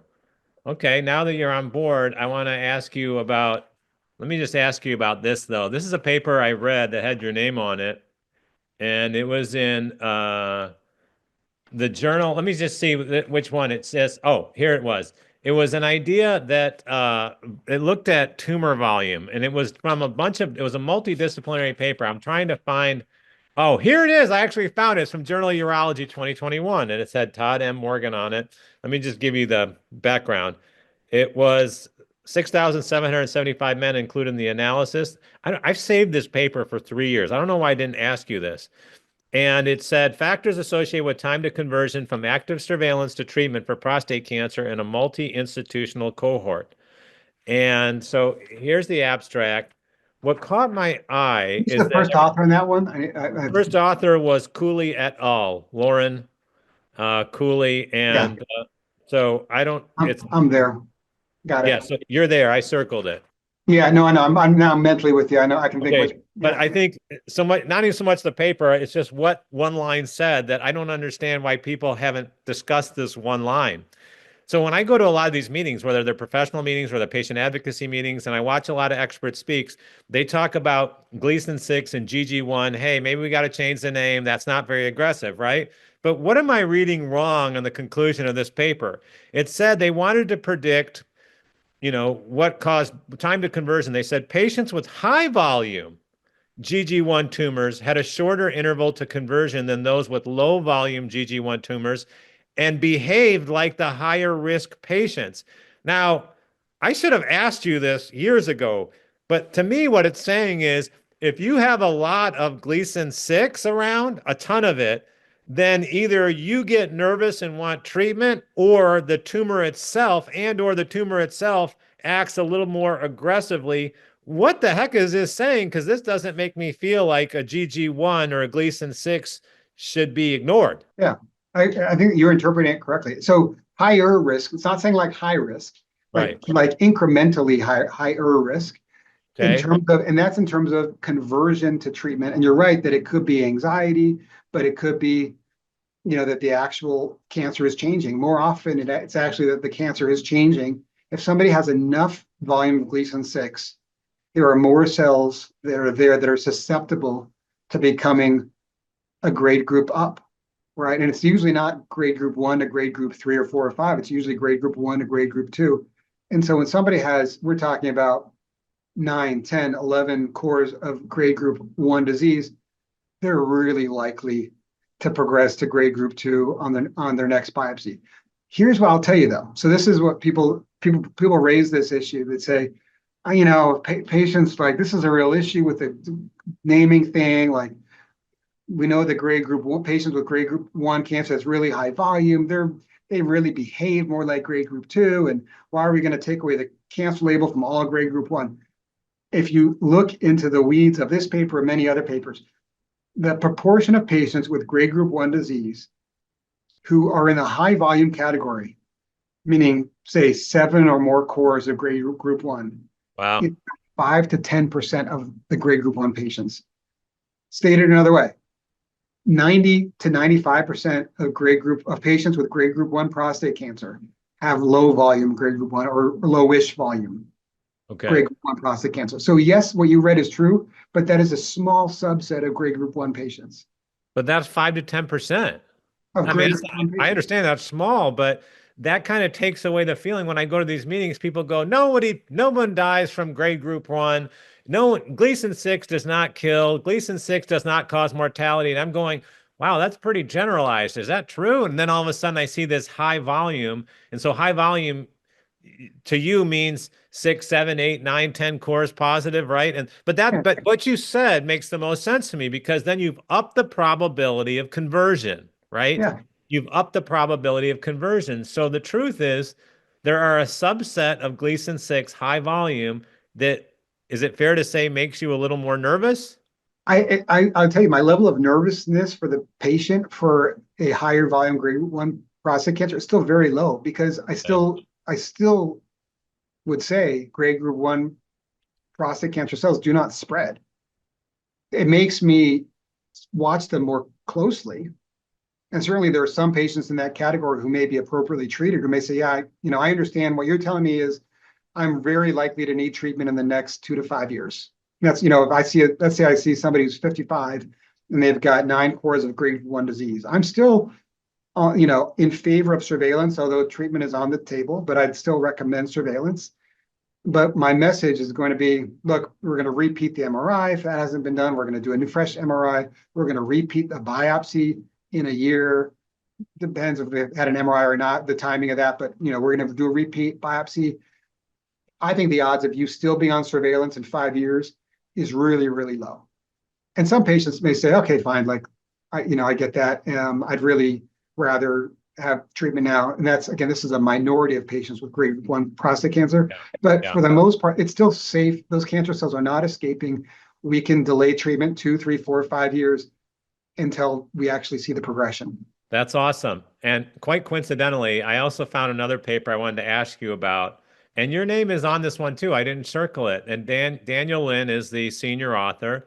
And it was in JAMA, one of our most prestigious journals. It was published online May 30th, 2024.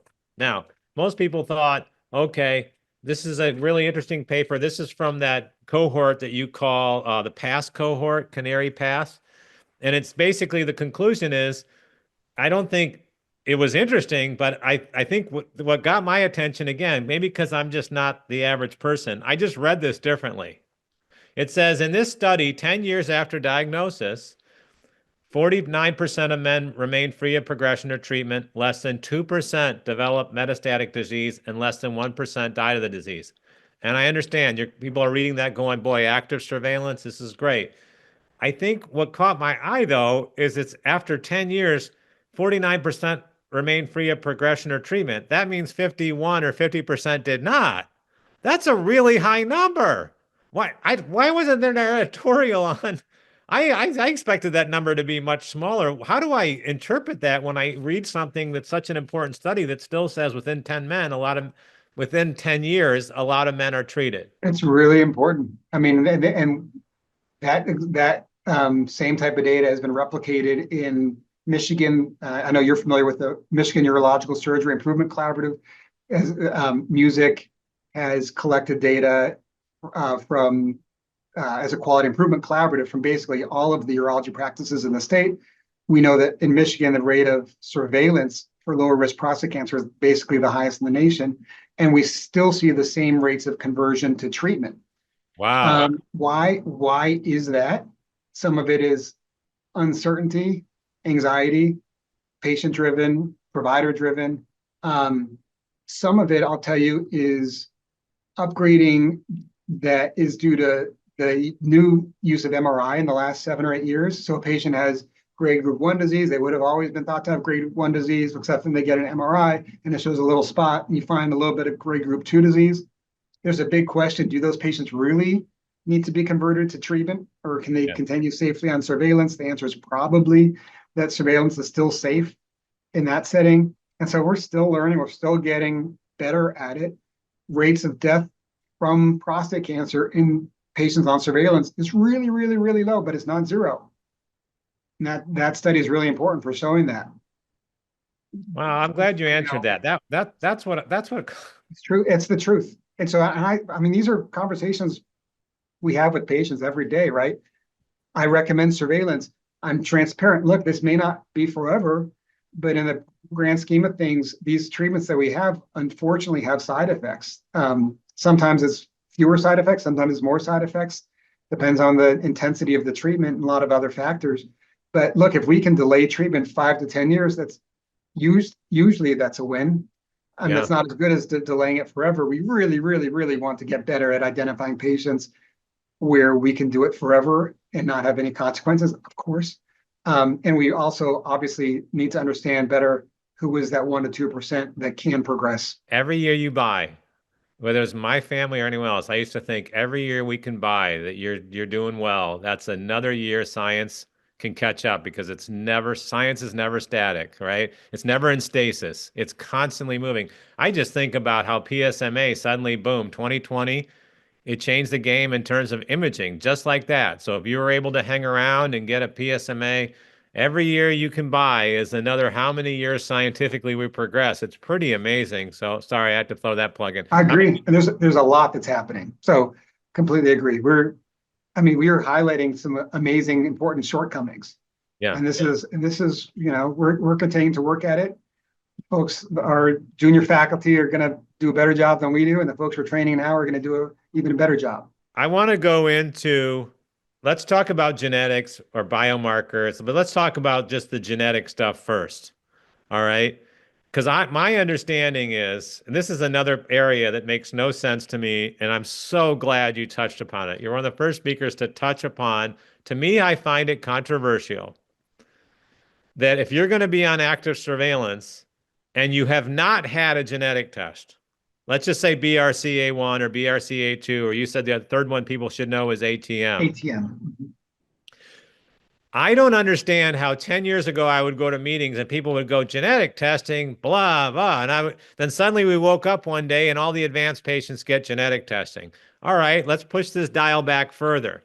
If we know preliminarily that you are less likely to stay on active surveillance, I don't care how you want to frame this any way you want. If we know you have potentially a more aggressive active surveillance situation from preliminary data, if you test positive for a mutation like BRCA2, for example, then why isn't every patient who is going to opt for active surveillance before officially opting in, why aren't they genetically tested for these mutations automatically? I'm on board. I mean, there's a couple of different ways I could answer that question. One, logistically, why aren't they? Yeah. It's work for the provider. It's hard. I mean, it takes time, right? It's not, we can't order a we should not order genetic testing like we order a PSA checkbox. Genetic testing does take some time and counseling and understanding for everybody, like what it entails. It's different than a PSA because a PSA is just one test, one in time, goes up, goes down. Genetic test is your genes, that's you, it's your family. It has some theoretical implications for getting life insurance, disability insurance. There are some federal protections around that. They're not totally solid. It's also, it can cause some anxiety when people have a test result that maybe they don't want to know about. So one, are there process logistical issues that we need to overcome? Education issues of mostly clinicians. Educating patients is always helpful because patients come in and ask for it. So that's one way to approach it. Another is that, look, BRCA2 mutations, which are really the ones that would be important, are only about 1%, right, of these patients. Yeah. An easy test. Let's, and that 1%, of course, you impact not just them, but you impact potentially a brother, sister, daughter, son. So at the end of the day, the answer is you're right. We need to do it more. And so that's where I think we're going to go. I think you helped me rephrase that. I think that's where we're going to go too, but help you maybe rephrase that at least the discussion should come up as to, look, I've always said that everybody when they're diagnosed is a puzzle. And you're so many pieces to your puzzle, and the more pieces you gather, some are relevant pieces, some are irrelevant. The more relevant pieces you gather, the more clear the picture of what you probably should do. It becomes clearer with the more relevant pieces. And it just seems to me as the years go on that this mutational testing right when you're diagnosed is becoming more of a relevant piece. That's all I'm trying to say, I guess. 100%. And this is my job is to kind of help educate. And again, I think educating providers is helpful. I think patients that are here listening and being educated, this engagement is really helpful in pushing this forward. So, but patients are being confused today because experts are throwing out different vernacular. They're saying there's genetic pathogenic testing, and then there's this thing called polygenic risk scores that some people are pushing. Can you have polygenic risk scores hit prime time like testing for BRCA2? Can you elaborate on that? Why is that getting so much attention and we're still not putting enough attention to BRCA2? Great topic. Great topic. So what are polygenic risk scores? That unlike genes like BRCA1 or 2, polygenic risk scores are a composite of a lot of like different small changes in small genes that collectively together might impact patient risk. With a gene like BRCA2, we know exactly why a mutation in BRCA2 predisposes to cancer. Like this has been really well established. We know what the gene's function is. We know what happens when that gene isn't functioning, and it makes perfect logical sense how that causes cancer. With the polygenic risk scores, we basically have absolutely no idea. And it's just, a lot of these genes that like a small little mutation leads to increased risk. We don't know what the gene does, or it's not even a gene.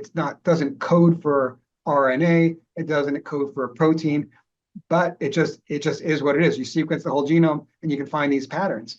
And so as a composite, you can look at all these little changes and use them to classify patients really along this continuum of risk of developing prostate cancer. And somebody who gets a polygenic risk score, which is just from an easy blood draw, it can be from a saliva test. You can go and now pay money and get a test that gives you polygenic risk scores for absolutely everything you can think of. You know this: risk of Alzheimer's, risk of hypertension, risk of hyperlipidemia, I mean, just, and I've looked at these pages and pages and pages. You're high risk Yeah. for that, low risk for that, intermediate risk for that.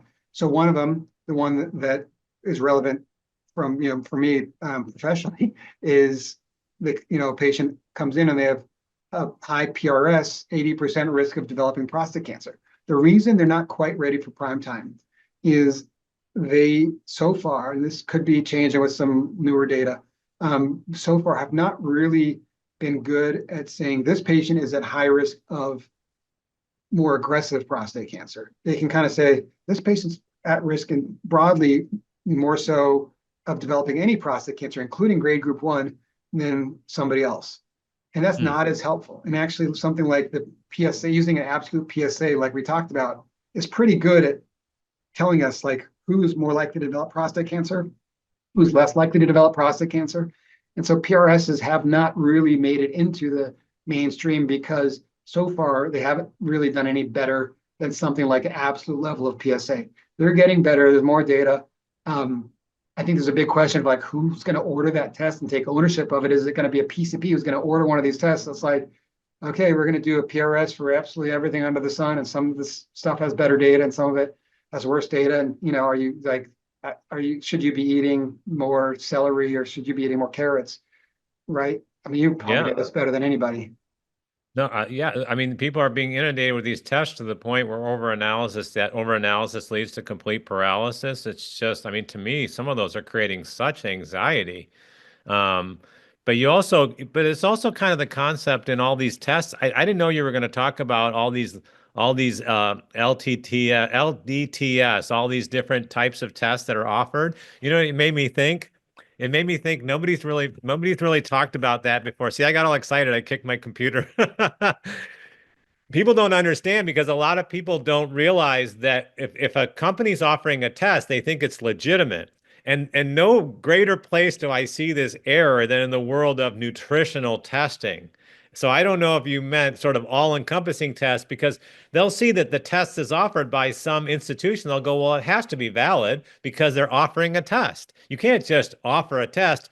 And what you're telling us is, yes, you can. You can just create a test and offer it, correct? There are like some regulatory metrics you have to make.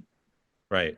For example, if you say you're going to have a test that tells you whether you are better at processing protein, than carbohydrates, whatever. The test has to be able to actually measure that. You have to prove that that's what the test is measuring.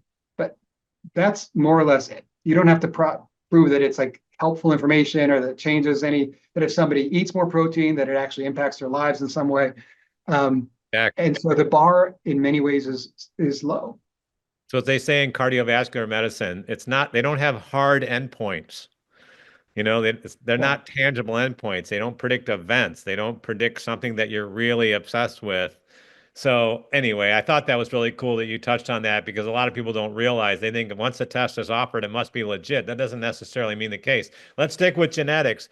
Why don't people talk about this when it comes to genetics? And so first of all, I'm just trying to see where you stand before I move on. Are you saying that you have a lot of active surveillance patients? A lot. Lots. Do you want all of them to be tested for BRCA2 right now, or do you discuss it with them? Or so where's your stance with all of them? Do you have that discussion? Do you want them all tested? I didn't, where do you stand? Yeah, I'm increasingly having that discussion with patients. It hasn't been across the board, but increasingly having that discussion. And not everybody's interested in that testing.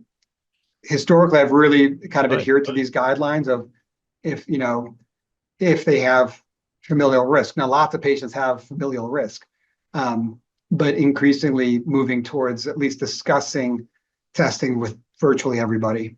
That's really cool, because I'll tell you why I'm so biased also. I always found it funny when you hear these, I shouldn't say funny, but comical, but maybe it's the same thing.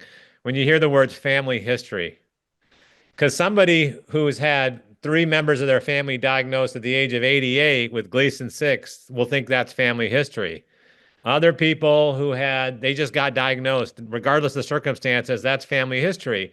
And so I don't know where we are lately, but I'm not so sure if there is a really strong correlation between when someone tells you I have a family history of something and whether or not that person actually pops up for BRCA2. That's right. And so we showed this in our paper that I show of neurology practice. Neil Shore published this a year or two ago in European Urology. I think it was European Urology. Same, same concept that basically family history doesn't seem that helpful in identifying patients who have these mutations. Why? Because a lot of people don't know their family history. Maybe it's just, not that important. Regardless, it's not a great guide to decide on who should undergo testing. And so it's kind of a fundamental problem. Nobody's actually really shown that among localized prostate cancer patients, using family history is helpful for informing genetic testing. Oh man, you're making my day. But wasn't familiar with that new paper that you had, and you said it was neurology practice where you showed, and that was a pretty high rate of BRCA, and that wasn't Well, it was small. a high rate of overall. Actually, the rate of BRCA mutations was kind of what we'd expect. We had a lot of CHEK2 mutations that we found. Why is that? Turns out Michigan, just the population, there are a lot of carriers of CHEK2 mutations. Well, okay, so you said no three, BRCA1, BRCA2, and ATM. If those come up, then maybe there's a discussion that it might be more aggressive, correct? I've heard lately that BRCA1 when it comes to men is a little more controversial. Is that true? Yep, BRCA2 is the no-brainer. Okay. So much data behind BRCA2. BRCA1 and ATM a little more controversial. And really, this is where we get into the weeds. Yeah. Not every mutation is the same. Turns out that's even the case for BRCA2. There are so many different ways these genes go awry. And mutation of one mutation of BRCA1 may confer a risk of aggressive disease, and another mutation of BRCA1 may not at all. And so this is minutia. It's like hard to believe that it's that complex. There's a great paper in European Urology like 4-ish years ago that showed it really thoroughly with ATM. Same thing. Some mutations, not great. Some mutations didn't matter. Well, I would say at some conferences, there's some OTC companies that were offering testing for BRCA for women for breast cancer, and they offered 3 different looks at BRCA when we know there's probably hundreds, right? So it's not really giving the complete picture. And I thought that was interesting. But okay, so let's push BRCA family history aside. I love this. Now, I'll make one quick Sure. comment on what you just said. So a company that does that is 23andMe, just declare bankruptcy.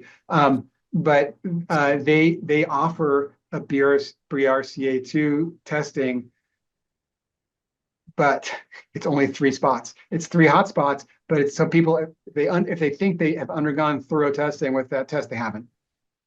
That's exactly right. And get your data deleted if you got a 23andMe Yeah, test. because they probably ran into bankruptcy too because of all the problems they ran into shared data. People got access to it. But that was So one of the make companies sure. that I was talking about my mind, and I stayed neutral, but you pulled it out. So I don't know. Hopefully, this is how smart Dr. I, Morgan is. I mean, yeah, I think it's actually really important to if you had 23andMe testing to follow the instructions to have your Yeah, data. you got to be. But again, that's not all BRCA tests are created the same. It's a really important point. Why don't we talk about this one a little bit more in prostate and patient advocacy, Lynch syndrome? So Lynch syndrome is, I don't know where it stands now. It has this incredible history at the University of Michigan. There was actually a doctor working with a seamstress in town that identified this high-risk family. Her name was Pauline Gross. She's like the Rosalind Franklin of the DNA helix to me, because there's this women behind this great discovery, and she's the one that went to the doctor at Michigan and says, "I'm not going to live beyond a certain age. Well, everyone's dying in my family." So then he goes and says, "What is she talking about?" She's the seamstress. Let me investigate the family. He investigates the family. Then another person uses the data, and ultimately they discover Lynch syndrome from a patient advocacy, right? I haven't heard this story. I knew Yeah, there's no, a it's U an of M tie, incredible but story. Her name's Pauline right. Gross. You can actually Okay. Google it. I She's the will. one that brought the attention to the doctor at U of M who's credited with getting the Lynch syndrome discovered. She was the one that went to him privately and said, I know I'm your seamstress, but I'm not going to live very long. And she didn't. She died in, I think, her 40s or upper 30s. And Wow. because so many people, they started doing all these regular squares and circles. And from that, you discover Lynch syndrome. So I thought that was kind of cool. But they're now saying it's 1 in 300 might have one of these genes. And I'm going, well, if that's true, where's Lynch syndrome and prostate cancer? Yeah, it's really important. So I didn't kind of dial in on that, but it is in all these studies. It's another of these. This happens to be a composite of multiple mutations that make up Lynch syndrome, but there are particular mutations that impact what's called mismatch repair, which is just like a way of proofreading. The DNA gets proofread when it replicates. And so all of these, like, it's still under the umbrella of DNA damage repair mutations. So if we go with the umbrella DNA damage repair, we have all these so-called homologous repair recombination deficiency genes. And so BRCA1 and 2 and ATM, they're on kind of that side. And over here are these mismatch repair genes. So the mismatch repair genes are the Lynch syndrome genes. And they typically predispose to colon cancer. They also predispose to prostate cancer. As a urologist, we know they also predispose to upper tract urothelial cancer. That's actually like when you're a urology resident and kind of learning about all these things, that's like the kind of the piece, the factoid that's really drilled into everybody. Turns out prostate cancer is also an important cancer that folks with Lynch syndrome are more susceptible to, or more likely to develop. What's really interesting about Lynch syndrome, so we talked briefly in my lecture about PARP inhibitors being really useful when somebody has a homologous recombination repair deficiency, like BRCA1 and 2 PARP inhibition. When somebody has Lynch syndrome and aggressive prostate cancer, or actually aggressive any cancer, it turns out immunotherapies, checkpoint inhibitors, are particularly effective. There's actually, for many years, there's been an unusual FDA approval, which is across all solid tumors. Anybody with Lynch syndrome and metastatic solid tumors like prostate cancer or pancreatic cancer or colon cancer, immunotherapy is with pembrolizumab, Keytruda, is approved. And so this is at this point, the only time when we use one of those medications as standard of care in prostate cancer is in metastatic setting with Lynch syndrome. Why is it? It's because when somebody has a defect in mismatch repair, like this, again, this proofreading issue, the cell form all these neoantigens, like so all these little things get to the surface of the cell and they become very, very immunogenic. And so then you double down by giving a therapy that boosts the immune system, that helps the immune system fight these cancer cells, and it's particularly effective. I had not heard that. Look, I memorized the indication. It was microsatellite instability high, you get Keytruda, right? But I never heard that Lynch syndrome patients are high risk for that. So then, sorry, why should we be testing everyone for Lynch syndrome who has active surveillance? It's part of the testing panels. When we order germline testing, Yeah. patient with prostate cancer, they are being tested for Lynch syndrome. The key genes that make up Lynch syndrome are part of all of the standard testing panels. So the answer is yes.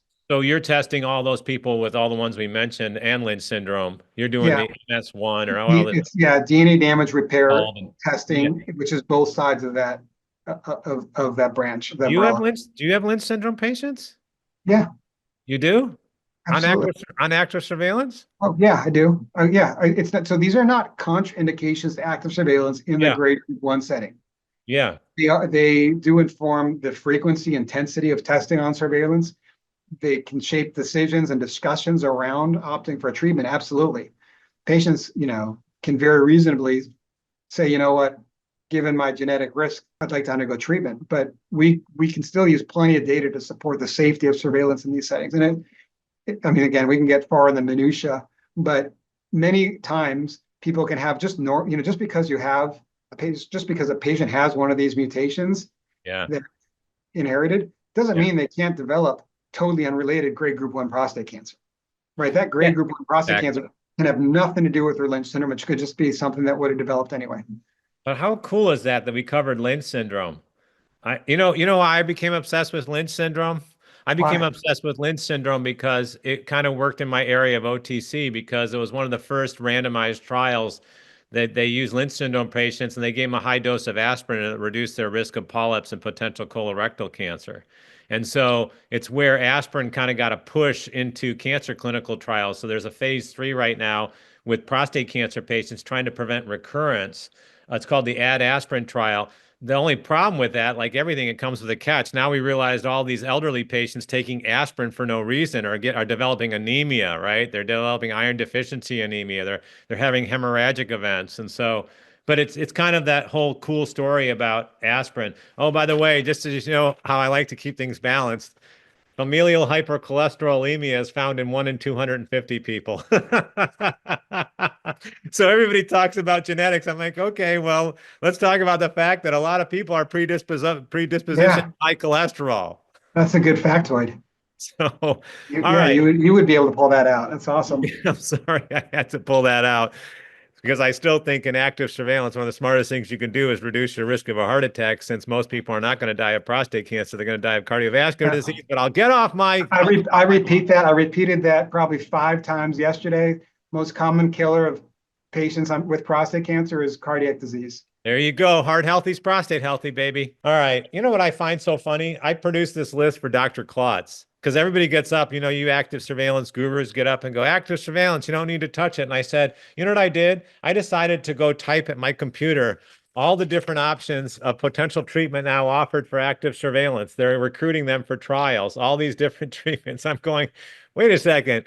Are we going to rename the word active surveillance to eventual treatment with one of these minimally invasive treatment? I mean, I don't know if you have commentary, but it seems like everybody's trying to develop a way to treat active surveillance patients. Maybe I'm wrong, but I thought they're not supposed to be treated. I don't know. Yeah, yeah. I mean, I support research in that space. I think trials are really important. Yeah, I think trials that are developed with patient advocates, so we're making sure that we're addressing issues that are relevant to patients that are going to improve quantity of life, quality of life. yeah, These are important. I think these modalities should absolutely be put to the test in clinical trials, but the trials have to be well designed. We should not be trying to develop ways to utilize technology just because we are capable of utilizing technology, and let's just find a place for this technology. We develop a laser. Hey, look, prostate cancer is a great place to use this laser. So the trials need to be enrolling patients that actually need treatment. yeah, And that, I mean, that just seems obvious. And this is part of that argument to rename prostate cancer, of course, is to protect the overuse of some of these modalities, patients who don't need it. That said, I do think there can be a role. The way I talk about these modalities, and we offer them as, like HIFU, for example, here at University of Michigan, but it's selective. It's a patient we were very stringent with our criteria. For example, grade group 2 disease that we can see on MRI, negative systematic biopsy cores.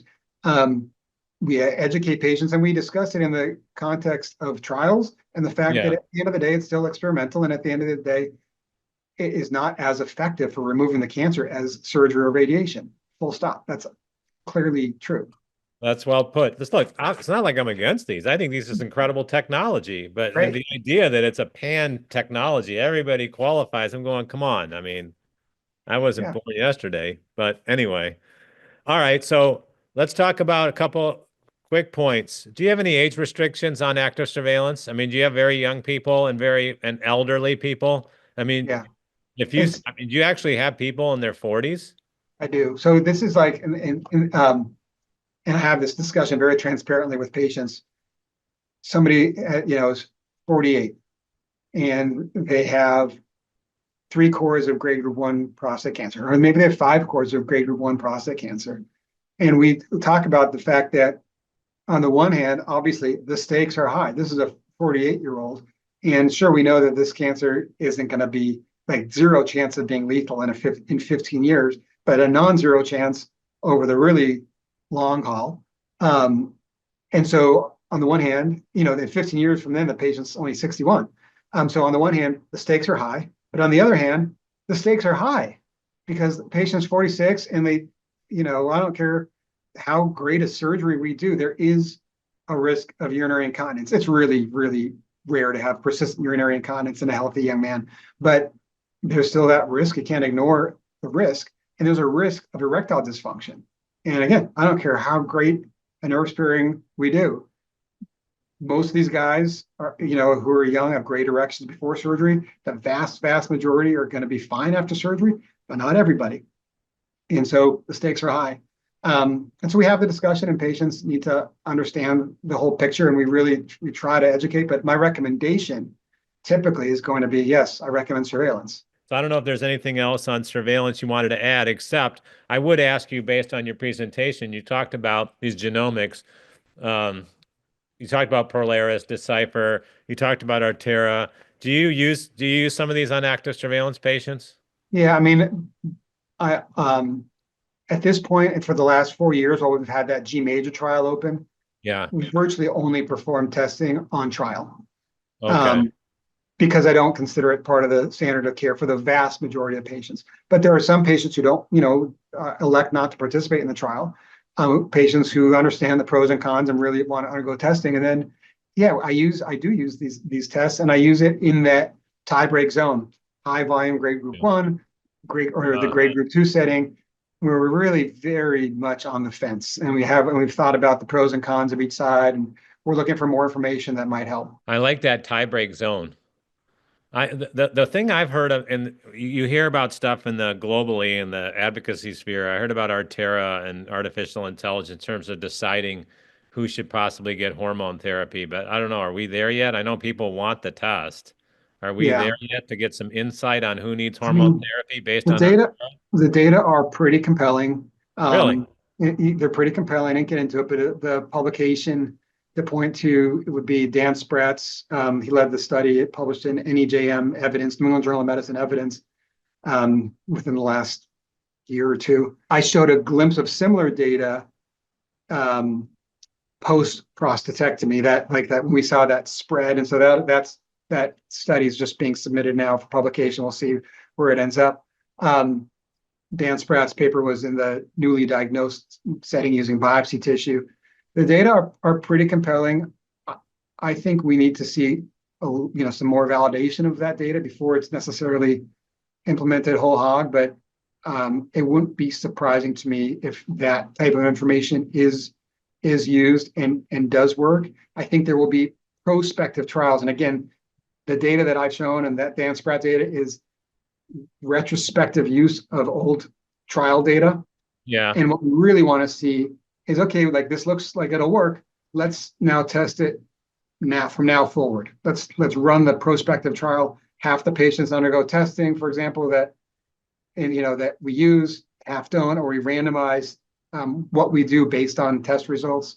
That's how you really generate the data that tells you, okay, this should be the standard of care. But I do think Artera is capable of that. I think Decipher data are compelling. We do have 2 trials using Decipher that'll help answer that question. Cool. So I think it's going to happen. But the 2 criticism I hear constantly in the advocacy sphere is that the cost of some of these tests, I don't know where the coverage is. You would know better than anybody. Than cost and the retrospective you mentioned, that we're not prospective. So you covered that, but where are we with cost? Even if somebody wants it, do we get covered? Most of these companies, yeah, I mean, there's a lot. The coverage is pretty good, and most of the companies do have a maximum out of pocket cap most of the time, and it's usually in the low hundreds usually. What happened to PSA density?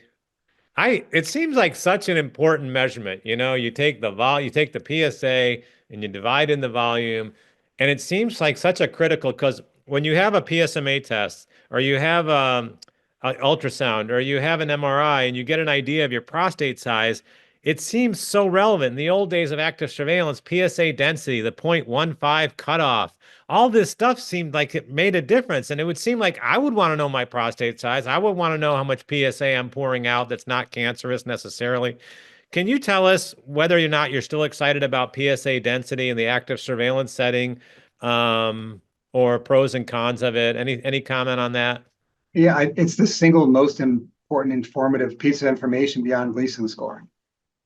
Yes. I didn't know you were going to say that. I mean, what happened to it? What happened to it is it's the only thing I look at outside of biopsy and I guess MRI data.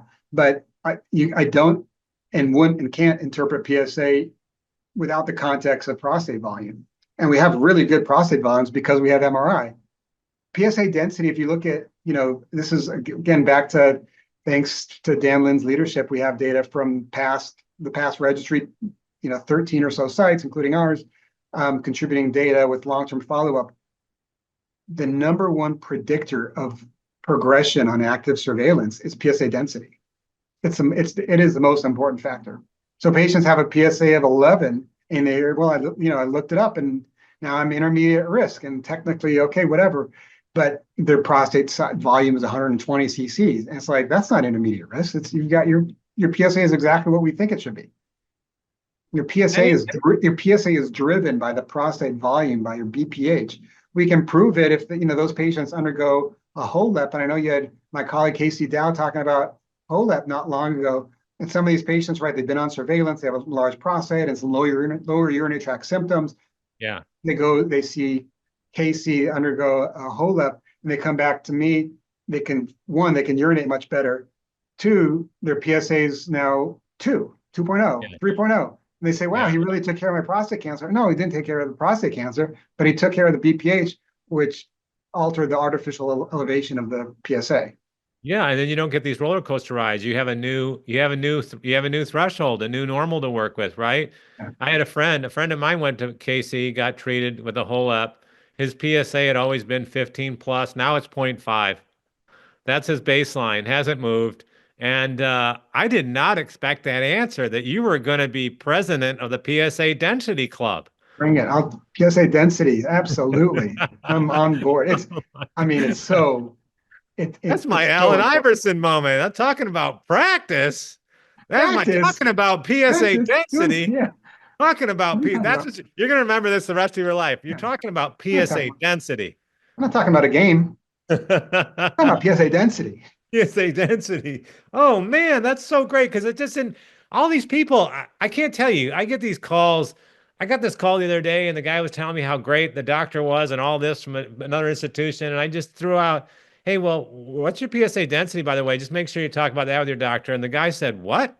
What's that? And I just thought, in this era where we're getting so fixated by technology and all this new stuff, what happened to the old stuff? So, gosh, you just made my day. Okay, that's my last question on active surveillance. Now we bounce around to a few of your papers, and we're done. This paper is not your paper, but this is breaking news. This is from Translate, just got published in Lancet Oncology in the past few days. It was one of the largest looks at transrectal approach versus transperineal biopsy. And the conclusion, one of the largest looks ever from the UK, I think it was 10 hospitals in the UK, essentially was, hey, you know what? This local anesthetic ultrasounded guided transperineal is picked up more GG2 cancers, however, with more pain and more embarrassment, but it did pick up more GG2. Side effects were roughly similar. There are these camps, and now it's turned into like, I don't know, it's turned into Ollie Frazier. See, I'm getting into sports analogies. You got me fired up with the Allen Iverson. So it's kind of Ollie Frazier. One camp saying, hey, ultrasound guided biopsies are just fine. The other side say, no, that's archaic. You're going to cause an infection. You don't want to go through the rectum. Transperineal is the way to go. Do you have a thought on the argument? Yeah, I mean, the infection risk is higher with transrectal. How much higher? It depends on the study. Even in that study, and I need to dig in more to the details, but I've looked, and my initial look at it, even though they said, okay, like after X number of months, like many months after the fact, like everything equaled out, but really up like the early infection risk was higher with the transrectal approach. A lot of studies have showed similar pain levels. A lot of patient survey data suggests that there's no difference from like a patient perspective. Now, when I talk to patients, I don't do these biopsies, so my colleagues are amazing at it and do these biopsies and do a phenomenal job. And yet, when I talk to the patients after they've had the biopsy, they're like, that wasn't a pleasant experience at all. And so I mean, my impression is that what you just quoted from that study makes sense for me from a face validity standpoint. That the transperineal, like the legs are up in stirrups, it's more painful. They probably find more clinically significant cancers and undoubtedly lower infection risk. Do I think it's unethical to do a transrectal biopsy? Absolutely not. But we're probably 95% transperineal here. And so really, are we? Really? Wow. We're, we've been all in on transperineal for years. I did not know that. So, but I heard transperineal is better at picking up an anterior tumor. Is that Mhm. right? Yeah, just the And, angles are a little bit better. and the angle's a little better for an anterior tumor that's hard to reach the other way. And I heard for some apical tumors, the prostate. I don't know, is that Yep. true? Because I had not Yep. heard, okay, some Yeah. apical tumors. But then I also I always think everything comes back to lifestyle in some manner because I'm wacky that way. And then I thought, wait a second, I've always been taught that transperineal is much better for a high BMI patient. Like it's you're more likely for whatever reason, it's a much friendlier way to go and to get information from someone who is very heavy, right? Is that Yeah. true? Okay. I think that's what I understand. Okay. If that's true, then I'm looking at these UK studies and I'm just saying that the majority of men in these studies now are overweight or obese. So is it also because in time our populations become heavier and this also makes sense to do because our populations become heavier? Yeah. That I like that perspective. That makes sense. Okay. I just wonder if I sounded like I was microdosing there or just have had too much of the devil's lettuce. I don't know. Okay. This is a great paper. It got a little bit of attention, but then I saw your name on it and I thought, I can't wait to ask him. This was just published February 25th in the Journal of the American Medical Association. It's called Knowledge and Worry Following Review of Standard versus Patient-Centered Pathology Reports. Here it is. Todd Morgan is on here. It's a wonderful short study. And you tell me, I title it as Patient Pathology Misunderstanding Impacts the Majority of Patients. Here's the reference if people want to reference it. Can you basically tell me why this was such an interesting study for patient advocacy? Yeah, it's a great study led by Catherine Lapidus, who's one of my pathology colleagues here, pathology faculty, has a real passion for this. And I just and she approached me years ago to start collaborating, and I really value that collaboration. The challenge we have is that our pathology reports that go in the medical record are written for clinicians. They are not written for patients. And I would say they're barely written for clinicians. If you really look, like clinicians can misinterpret them too. Experts and people have shown, including Dr. Lapidus, have shown that experts can misinterpret this data because it's really technical. The lingo is not intuitive. And now it creates an even bigger problem is that patients have direct access to this. And I'm not saying that patient access to this patient access to the records is a problem. I'm totally in favor of that. But that what patients have access to is basically unintelligible, information, certainly for the lay person. And again, even somebody who's medically trained, information that is really hard to digest. And there are words there like cancer and high grade and aggressiveness, things that cause a lot of alarm for most people. And so what happens is that usually I think patients go to the worst case scenario and it creates a lot of anxiety. And of course, patients now receive this information. They can receive this information if they go into their chart before they see their doctor in clinic or get the phone call. And there can be 1 day, 2 days, a week, more sometimes before they have that conversation. So what this study was looking at was saying, okay, let's look at our U of M pathology report. Let's look at the pathology report that's different, that's used at the VA, the Veterans Hospital here in Ann Arbor. And then let's look at a patient-centered pathology report. So one that just is written for patients. And it's not that hard to envision what that might look like, but it just kind of says what you might want it to say, in a conversation, like this is low risk prostate cancer, and that's what this means. And this is, this is grade group 1 prostate cancer that was in so many of the biopsy samples, and it just says it in normal person language that somebody can understand. And then the trial was really simple, basically took survey information from individuals who saw one of the 3 reports, and then it said, what did the report show? Basically, what grade, what stage, just more or less measured understanding of the 3 different reports. And of course, each individual only saw one of those reports, and then had to answer those questions. And the punchline is exactly what you would think, that people really understood the patient-centered pathology report. They got the information that was intended to be conveyed. And then the VA report was kind of so-so, and the U of M report performed terribly. Patients really didn't understand what that report said. And so the solution is pretty straightforward, and we're working on it, is can we get rid of the technical report that, or at least augment it with a patient-centered report, because it's just, it makes sense. And it solves anxiety, it helps with education, it helps, patients walk into that visit that they're having to discuss their cancer. If they want that information beforehand, walk in with questions that are specific for them. It's incredible. I mean, but then, they did, I don't know if in the article itself, it had a supplementary portion, and it showed an example of a pathology report. And I've looked at a ton of these in the advocacy groups. I've seen them from all over the place. I looked at this and went, what is going on here? Is this English?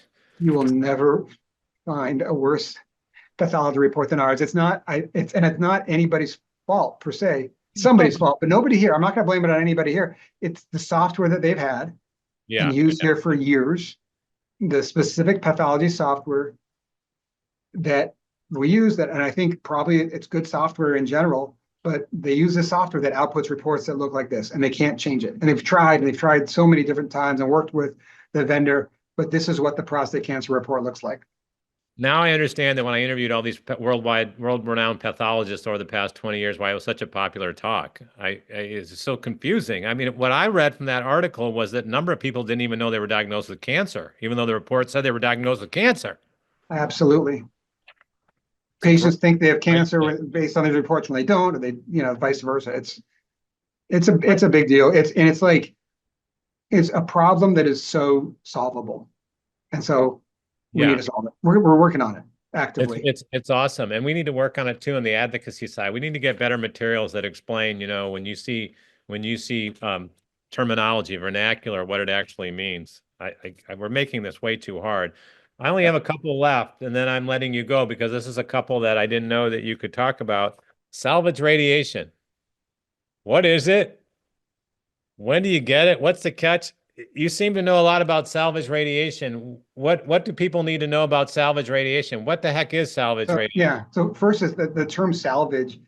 It's not a great term. I think many in the patient advocacy community kind of push back on that term, and I certainly can understand that view. It is like the term that has been used for years to describe secondary treatment after primary treatment due to the presence of a recurrence. So for prostate cancer, that means patient undergoes prostatectomy. Afterwards, it could be 6 weeks, it could be 6 years. The PSA rises, suggesting that there is residual cancer somewhere. These days now we're getting a PSMA PET in that setting. And then most likely the patient who after prostatectomy is going to be recommended to undergo radiation treatment. That radiation treatment is typically to the pelvis area where the prostate was, the lymph nodes, if there are other, one or two other sites, maybe specifically that the radiation could target as well, seen on the PET scan, that can be done. That specifically is called salvage radiation therapy. Oftentimes it's given with hormone therapy, which can help the radiation work. When should patients undergo salvage radiation?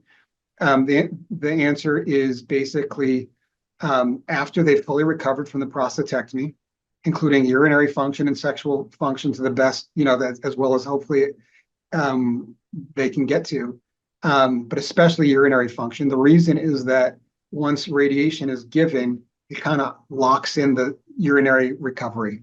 And so if somebody, say, is still using a pad 4 months after surgery, which is not an uncommon occurrence, if they get radiation at that time point, they're likely not going to get beyond that single pad. Whereas if they wait a couple months, they may get past that single pad use. So it kind of stunts the urinary function recovery. That's the downside. It can also cause some urinary irritation, more frequent urination, urinary frequency, sometimes some more frequent bowel movements. That said, it is curative about half the time.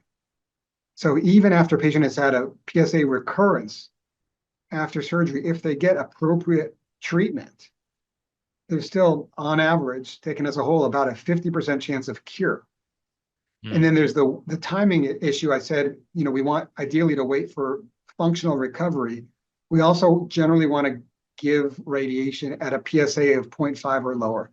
Tons of data to support that earlier radiation. It doesn't have to be like at a PSA of 0.1, and we don't have to be using ultrasensitive PSAs to pick up a PSA of 0.07 and 0.09.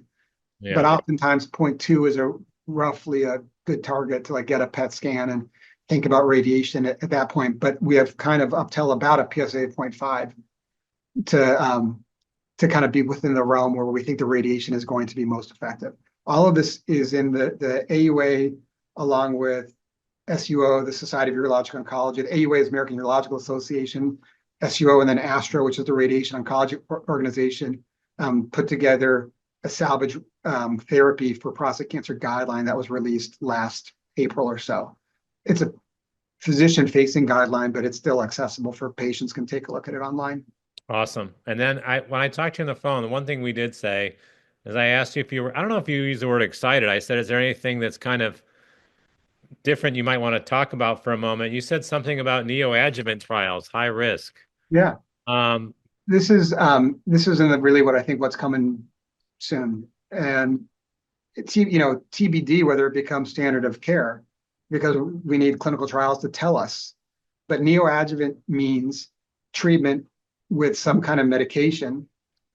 Most obvious would be some kind of hormone or combination hormone treatments, but also we can think about targeted treatments like PARP inhibition, or certain chemotherapies in the BRCA1, BRCA2 mutation setting.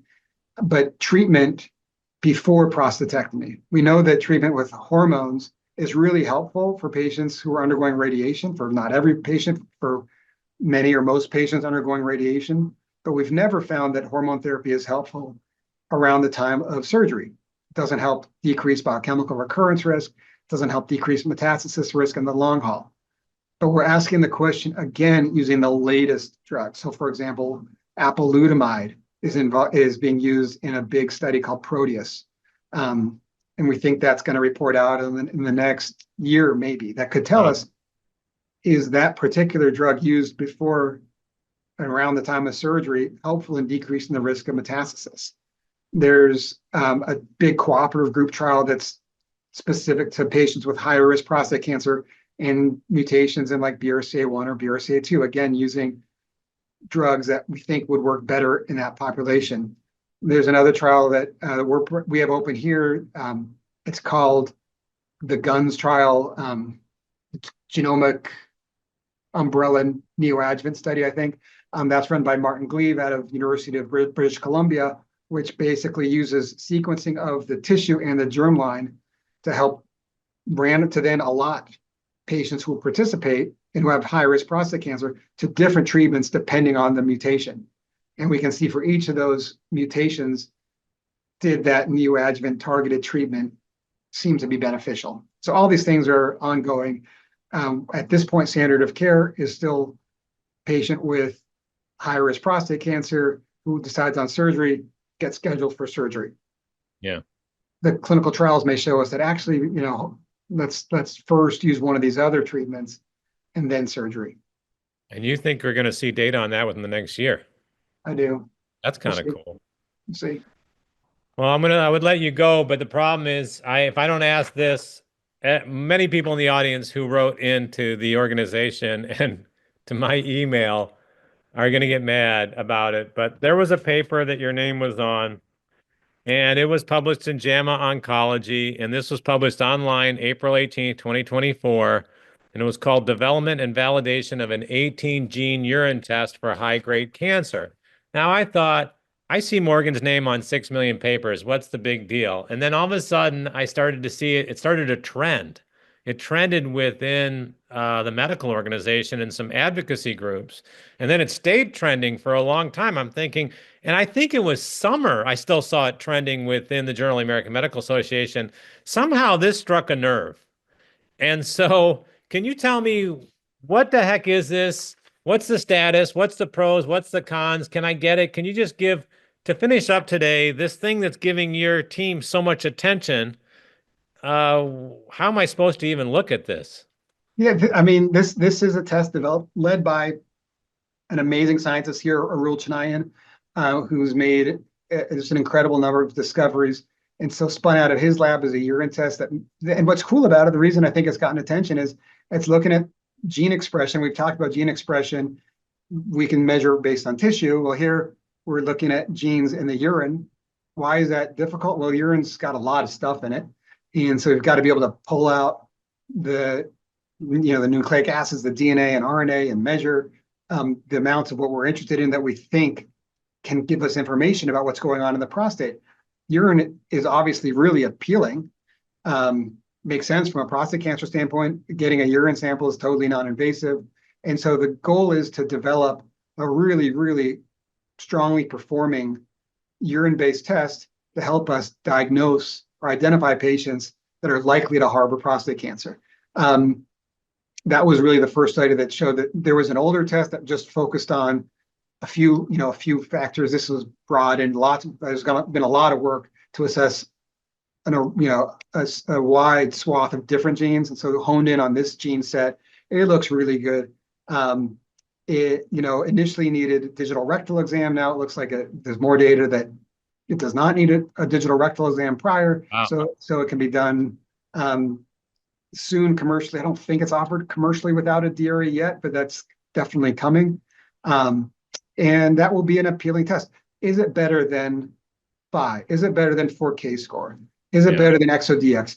Who knows? I mean, there's no head-to-head data. They all work really well. I think MPS 2 is a really well-designed, high-performing test. So if people come to your clinic, do you offer them MPS 2 plus, or that just doesn't happen right now? We have it. Yeah, we offer it. Absolutely. Yeah, still the post-DRE version. What's that? You say that again, the post-DRE version. Still the DRE version. We have a study that scored really well from the NIH. Nobody knows, of course, what is going to happen with NIH funding, and so we can't count on anything. But in normal times, it would definitely get funded, and perhaps now it still will get funded. That is looking at how we might optimally incorporate this test and MRI into the diagnostic algorithm. So for a patient with elevated PSA, should we just use MRI, or should we use MPS 2 to then inform MRI, which then informs biopsy? Hypothesis is that incorporating MPS 2 will be really effective at decreasing the number of biopsies, will actually decrease the number of MRIs without really missing diagnoses of clinically significant prostate cancer. So we're hoping that study, if this ultimately gets funded, will be starting in the fall. So if they get it in your clinic, do they pay something? Do they have to pay for it? And then can you explain what post-DRE means? I always try to explain this when we use it. So no, I do the same thing, but I always just go back. Okay, so how much does this cost if I come to your clinic? What does that mean I got to do under a post-DRE setting? And that will cover it. It's mostly covered by payers, so typically not an issue. Same thing as all the other tests. There's usually either a waiver or a capped out-of-pocket amount from the company, LinksDX. So usually if there is an out-of-pocket fee, it's not a whole lot of money. We have kits in the clinic. We collect the urine, send it off. Testing happens pretty rapidly, and we get the results back. What was this? Oh, DRE, yeah.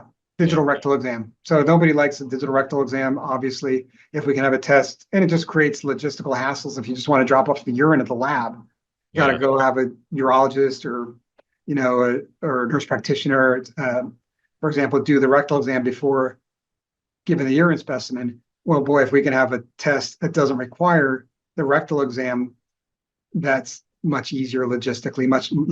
It's much less invasive for the patient. Why does a digital rectal exam work for this? Well, because it puts pressure on the prostate and releases more of the material we're trying to find and collect. But it turns out if your detection is sensitive enough, then we can not use the rectal exam. So they get a quick DRE and then they go right to give a sample, right? Yep. And in the paper, it said, has a high diagnostic accuracy. I understand this is preliminary for high-grade prostate cancer. So that's the beauty of it, that it might be finding some high-grade cancer that other tests can't find. And it may or may not be a good complement to MRI, right? But it's another piece of the puzzle that you use. You're kind of working all in the area of screening all the way up through primary treatment, right? I mean, and you have a lot of active surveillance patients, and your name's on practically every paper in the world. I had more stuff, but I'm not going to torture you this way. This is not fair. You were supposed to end at 4 in Michigan time, and now it's 4:55. So just to show you that money's no object, we thought of buying you a car. We thought of maybe getting you a puppy. Maybe we would put some money down on a mortgage for a home. But instead, we opted to send you something that you would value forever. Can you please show the Okay, audience I do. again? It's going to get a ton of use. It Yeah, is I spot love spot on. genetics. I Look at that. do. That's a It's high grade thermos, my man. I know it's going to keep my coffee warm. Yeah. Yeah, I've got my Nespresso right behind me. It's gonna it's gonna be perfect for that. And I do. I don't know how you knew, but I do love genetics. You do love genetics, as you're always the guy who talk genetics. Whenever I'd see you talking, you'd be talking genetics. So it's a high-end thermos type mug. So even when you put something cold, it's going to stay cold. You'll cherish it forever. It's clearly the best gift that you've ever received in your life, I I think. will. Thank you. Really, thank you for having me. This is great. Are Fun to you talk to kidding? you. This is so good. I'm So sorry I cool. took advantage of our relationship to ask you about all this stuff, but that's important. If people are going to spend their time watching, and they've got someone with general knowledge, let's add it. So wow, you covered a lot of stuff. If you could see on the ground how much paperwork I have on the ground, it's probably 100 pages. It's quite extraordinary. Is there anything you wish I would have asked you before we end that I should have asked you, or there's anything other comments you want to make? I could ask you the question if nothing comes to mind. You win $1 billion tomorrow. What's what's the study you want to do, or the study you're most excited about before you leave? What like you just can't wait to get your hands on the results of a study that you could initiate or one that's already been initiated. Okay. Well, we're working on. We've designed a trial um, through SWOG, which is a big cooperative group. These are the big organizations that run clinical trials funded by the NIH. Me and my colleague Udit Singhal, who's also a urologic oncologist here, are we've designed a trial that is testing um, how we might use PSMA PET pre-op to guide how we do pelvic lymph node dissections at the time of prostatectomy. The hypothesis is that in patients with a negative PSMA PET, that we may be able to avoid a lymph node dissection altogether. So they get randomized to lymph node dissection or none. And for patients with, say, one or two spots in the pelvic lymph node on PSMA PET, they get randomized to a full lymph node dissection or just targeted removal of those lymph nodes. Huh. And the hypothesis overall is that we can de-escalate how we do lymph node dissections, which are, a standard part of the surgery currently for most patients, but do have some side effects and cause, risk of infection, risk of a leak of lymph tissue, small risk of edema of the legs. Can we de-escalate now in the PSMA PET era? So I think it's a really important question for, as a surgeon, it's really, really clinically relevant. That study is being pushed forward, and we'll see if it ultimately gets funded. That's the study I want to do. Because lymph node dissection you don't hear much about. So next time when you do this, when we have you in person, I want to talk about surgery more. I really do. I don't, to give it its objective look. When you do a standard lymph node dissection, I mean, how many lymph nodes are you sampling? It turns out it really depends on the pathologist Really? because we remove all of the lymph node tissue near the prostate. And there's like gradients, like more or less, but basically we remove all of the lymph node tissue in a certain zone. And they kind of cluster together. And so you can really try to tease apart very precisely how many lymph nodes there, or you can do less of like teasing apart. And really what you want to know is there cancer there or not? And so sometimes the pathology count will be 2 lymph nodes, and sometimes it'll be 15 lymph nodes. And there's some of that variation is due to the extent of the lymph node removal, but a lot of it is just due to whether we're really trying to precisely count lymph nodes, which we're not, and more about, is there cancer in that lymphatic tissue that's near the prostate? And how much of a lymph node dissection? So roughly there's a nice series of nodes anyway. I don't know if you can quantify it. I mean, is that 10, 20? And I'll say there's average of 10 lymph nodes in that kind of on each side near the prostate, On each and side? like in the full zone of the pelvis. And then how long does the dissection take to do? How much does it add? Because you talked about this, because I would think that one of the advantages is that it would change not only side effects, but operative time, right? It could decrease operative time from anywhere to 20 to 45 minutes. Really? That's pretty cool. So Yeah, that's the trial you're excited most about. That's cool, man. That's really cool. want to get that But, done. but just remember, for the rest of your life, we're talking about PSA density. Yeah, And I'm not talking not a about game. fatness. I'm talking about PSA density. Exactly. Thank you. Thanks, Oh, Mark. thanks for everything. I really appreciate it. Appreciate it. I'll Same see you here. really soon, and we're gonna pop up your name and that number up on there. And man, thank you so much for doing this. I can't thank you enough. I really feel bad it took this long, but man, it was a home run. Thank you. Ah, thanks. I appreciate it. It's really, really great to be here. An honor. Thanks.